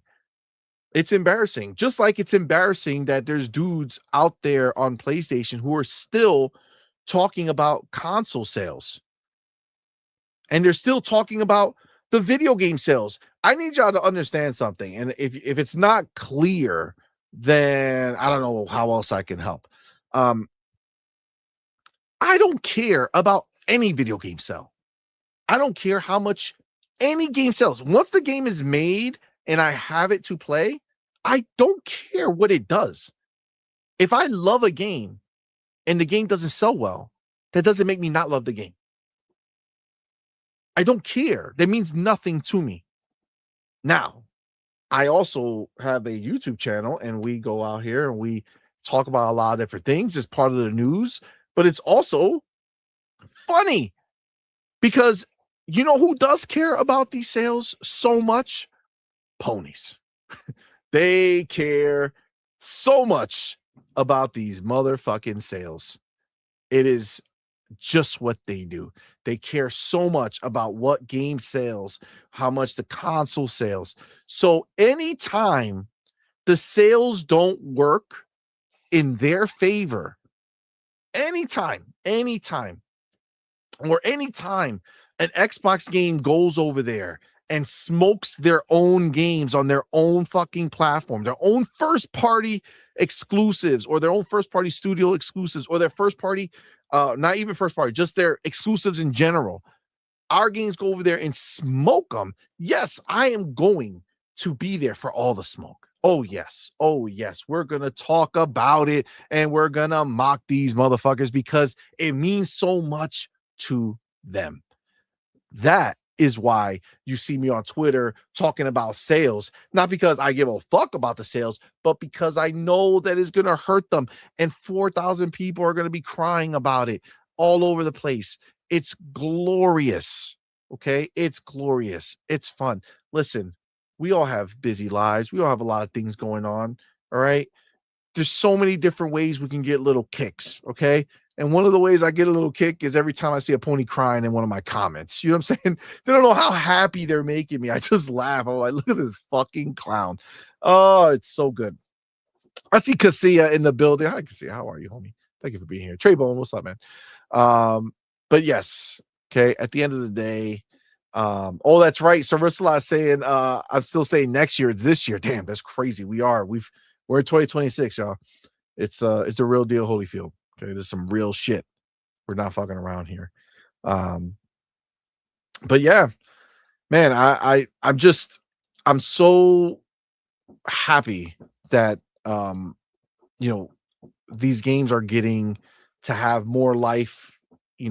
I think honestly, Obsidian has done some amazing shit. So the fact that they had the year that they had, 2025 is going to go down as a fucking landmark year for Obsidian, where they released 3 absolute fucking bangers. Grounded 2, do not fucking sleep on that game. If you have not tried it, that shit is in Game Pass. Fucking try it, my dude. Abacab, what's up, man? Thank you for being here, bro. Yes, we started late. It was like 9:45 ish Eastern. So yeah, we had a late start today. So you missed the beginning. We've been on for a while, but yeah, we had a late start. It is what it is.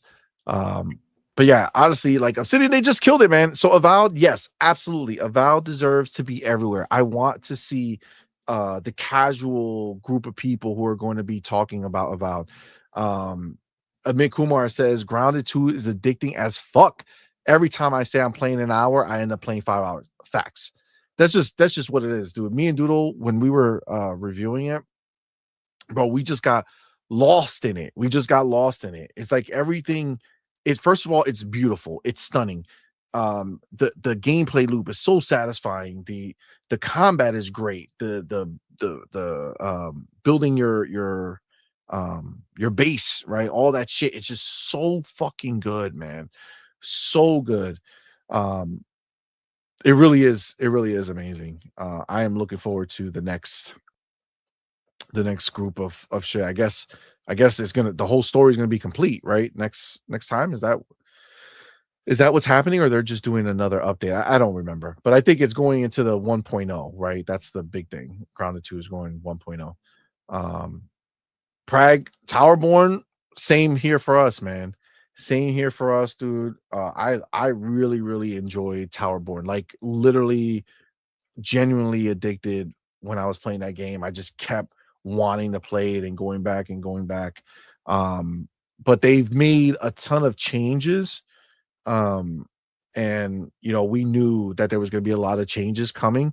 It's actually why we didn't do a review for Towerborn. It's obviously it was in early access, but we knew that it was going to be very different from what we were playing at that time. And there are going to be a lot of differences. So we just said, fuck it. We're going to save the review for when it's actually dropping, so that we can go ahead and give it a proper review that won't be out of date when the 1.0 drops. So, but yeah, it's an amazing time. So Farrell, I mean, overall, this whole scenario with the $20 fucking launch price difference, is this the end of the world? Are these people fucking being a bunch of ass bitches? What do you think? I don't think it's the end of the world. I think this is the instance where Microsoft did right by Obsidian, and they did right by the consumer that they're releasing the game to a year later. So I think everyone wins. I think Obsidian's going to capture more sales because of this, and I think it really gives us maybe it funds the next game in the Pillars of Eternity universe. So I don't see an issue with it. I think it's just pony narratives at this point when it comes to stuff like that. Yep. Same. It really is just a pony narrative that is a waste of life.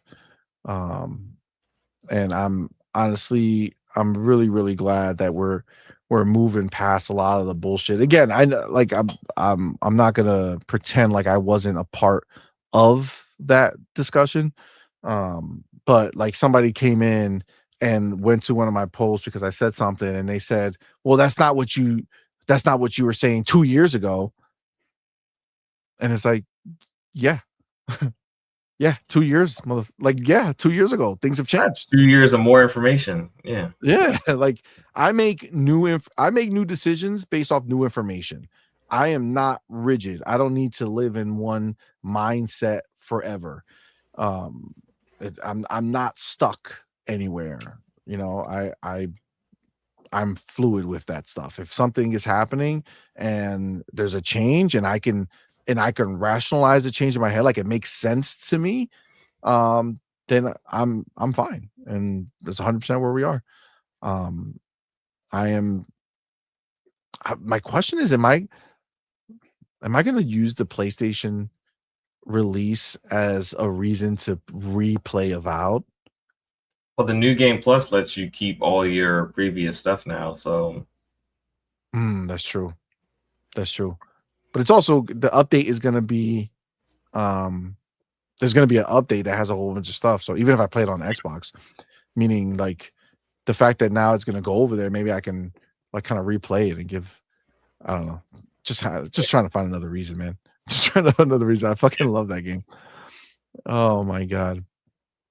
Yeah, this is a beautiful time, man. We're really in for some amazing shit. And like you said, man, like the thing to be clear, like while PlayStation is getting that game, they're buying these games, right? Obsidian's working on their next shit, and that's all going in to fund it, right? Yeah, it's all going in to fund it. But see, like if you're like an Xbox dude and you're out there crying, this is why you shouldn't look at somebody like this Mr. Hart dude, right? He says, live look at the reaction from all the Xbox fanboys once the enhanced edition of Avowed, Towerborn, and other major Xbox IPs got announced for PS5. And it's just obviously somebody saying some shit, right? Whatever. But it's like, why are you out there feeding people like him to make them think that this is some hurtful shit? Yeah, I mean, it's like they didn't sell that many PS5 Pros. So y'all say this PS5 Enhanced Edition, you're talking about a console that 90% of people don't have if you own a PlayStation 5. Facts. There's a reason why they never mention how many got sold. Yeah. Like no matter what, if it was a big number, they would have said it, right? There's a reason why they just lump it all together. Just kind of is what it is. Yeah. But yeah. Well, anything else, man? Anything else you got on this or? Nope, none for me. Good. All right, man. Well, listen, this is where we're gonna wrap it up, bro. Yeah, I think this was a great show, man. Thank you all for coming out, bro. Appreciate y'all. I know it was late. I know it was a late show. Normally we try to go a little earlier, but sometimes you just gotta handle what you gotta handle. And I had a lot of work today, man. Sorry. I had to get a lot of shit done before getting the show together. So, but shout out to you guys, man. Thank y'all all for rocking out with us live in the building, man. We do appreciate each and every one of y'all for being here, man. Shout out to everybody who super chatted, and shout out to everybody who gifted memberships, man. It really, really does mean a lot to us. So and a lot of you have gone ahead and do so. So we do appreciate y'all, man. So thank y'all so very, very much. And of course, our boy fucking Pharaoh Bazaar, man. Thank you for rocking out with us, man. I know it'll be late and shit. I know you're waking up in a few hours. Yeah, it will be. But I do appreciate you coming to rock out with us. Let everybody know where to find you, what you got going on, man. Yeah, man. You guys can find me right here on YouTube at Pharaoh Bazaar. Just go ahead. I put the link in the chat. Go ahead, hit that subscribe button, and I will start posting content soon. I've just been kind of busy kicking off the new year, but yeah, I'll start posting more videos. I'm looking forward to it. Yeah, that's what's up, man. Yeah, definitely go follow him. You know, he's always here rocking out with us, support our homie. So thank you. And then yeah, man, remember we will be back on Thursday night with We Doing It Live. But remember, guys, this was the fix for this week because this weekend is our other kid's birthday. That's right. You remember we couldn't do the show on Friday because it was our oldest son's birthday and we spent the weekend with him. And this weekend, it's our twins. That's right. Our twin girls, their birthday is here. So Friday, there will not be a show. So everybody who's here live in the building, appreciate y'all. We will be back the following week. And we should be good to go with Friday shows for the foreseeable future after that. But yes, this week, the next time you see us will be the last time for the week, and that is on Thursday. And that's on We Doing It Live. Remember, anytime we do We Doing It Live, if you're interested in getting your name on that banner, everything is worth double on We Doing It Live. So if you come through, rock out with us. It's just the way we're doing it, man. We have a great time on that show. So definitely come rock out with us, chill out. You guys could play games while we play games and just shoot the shit and chill. It's a fun time. Sir Riffs a lot. That's a good question. But you know, it be what it be. All right, guys. With that, we're going to go ahead and end the show the way we end every single show. Doodle, we're done. Until next time, you're intruding.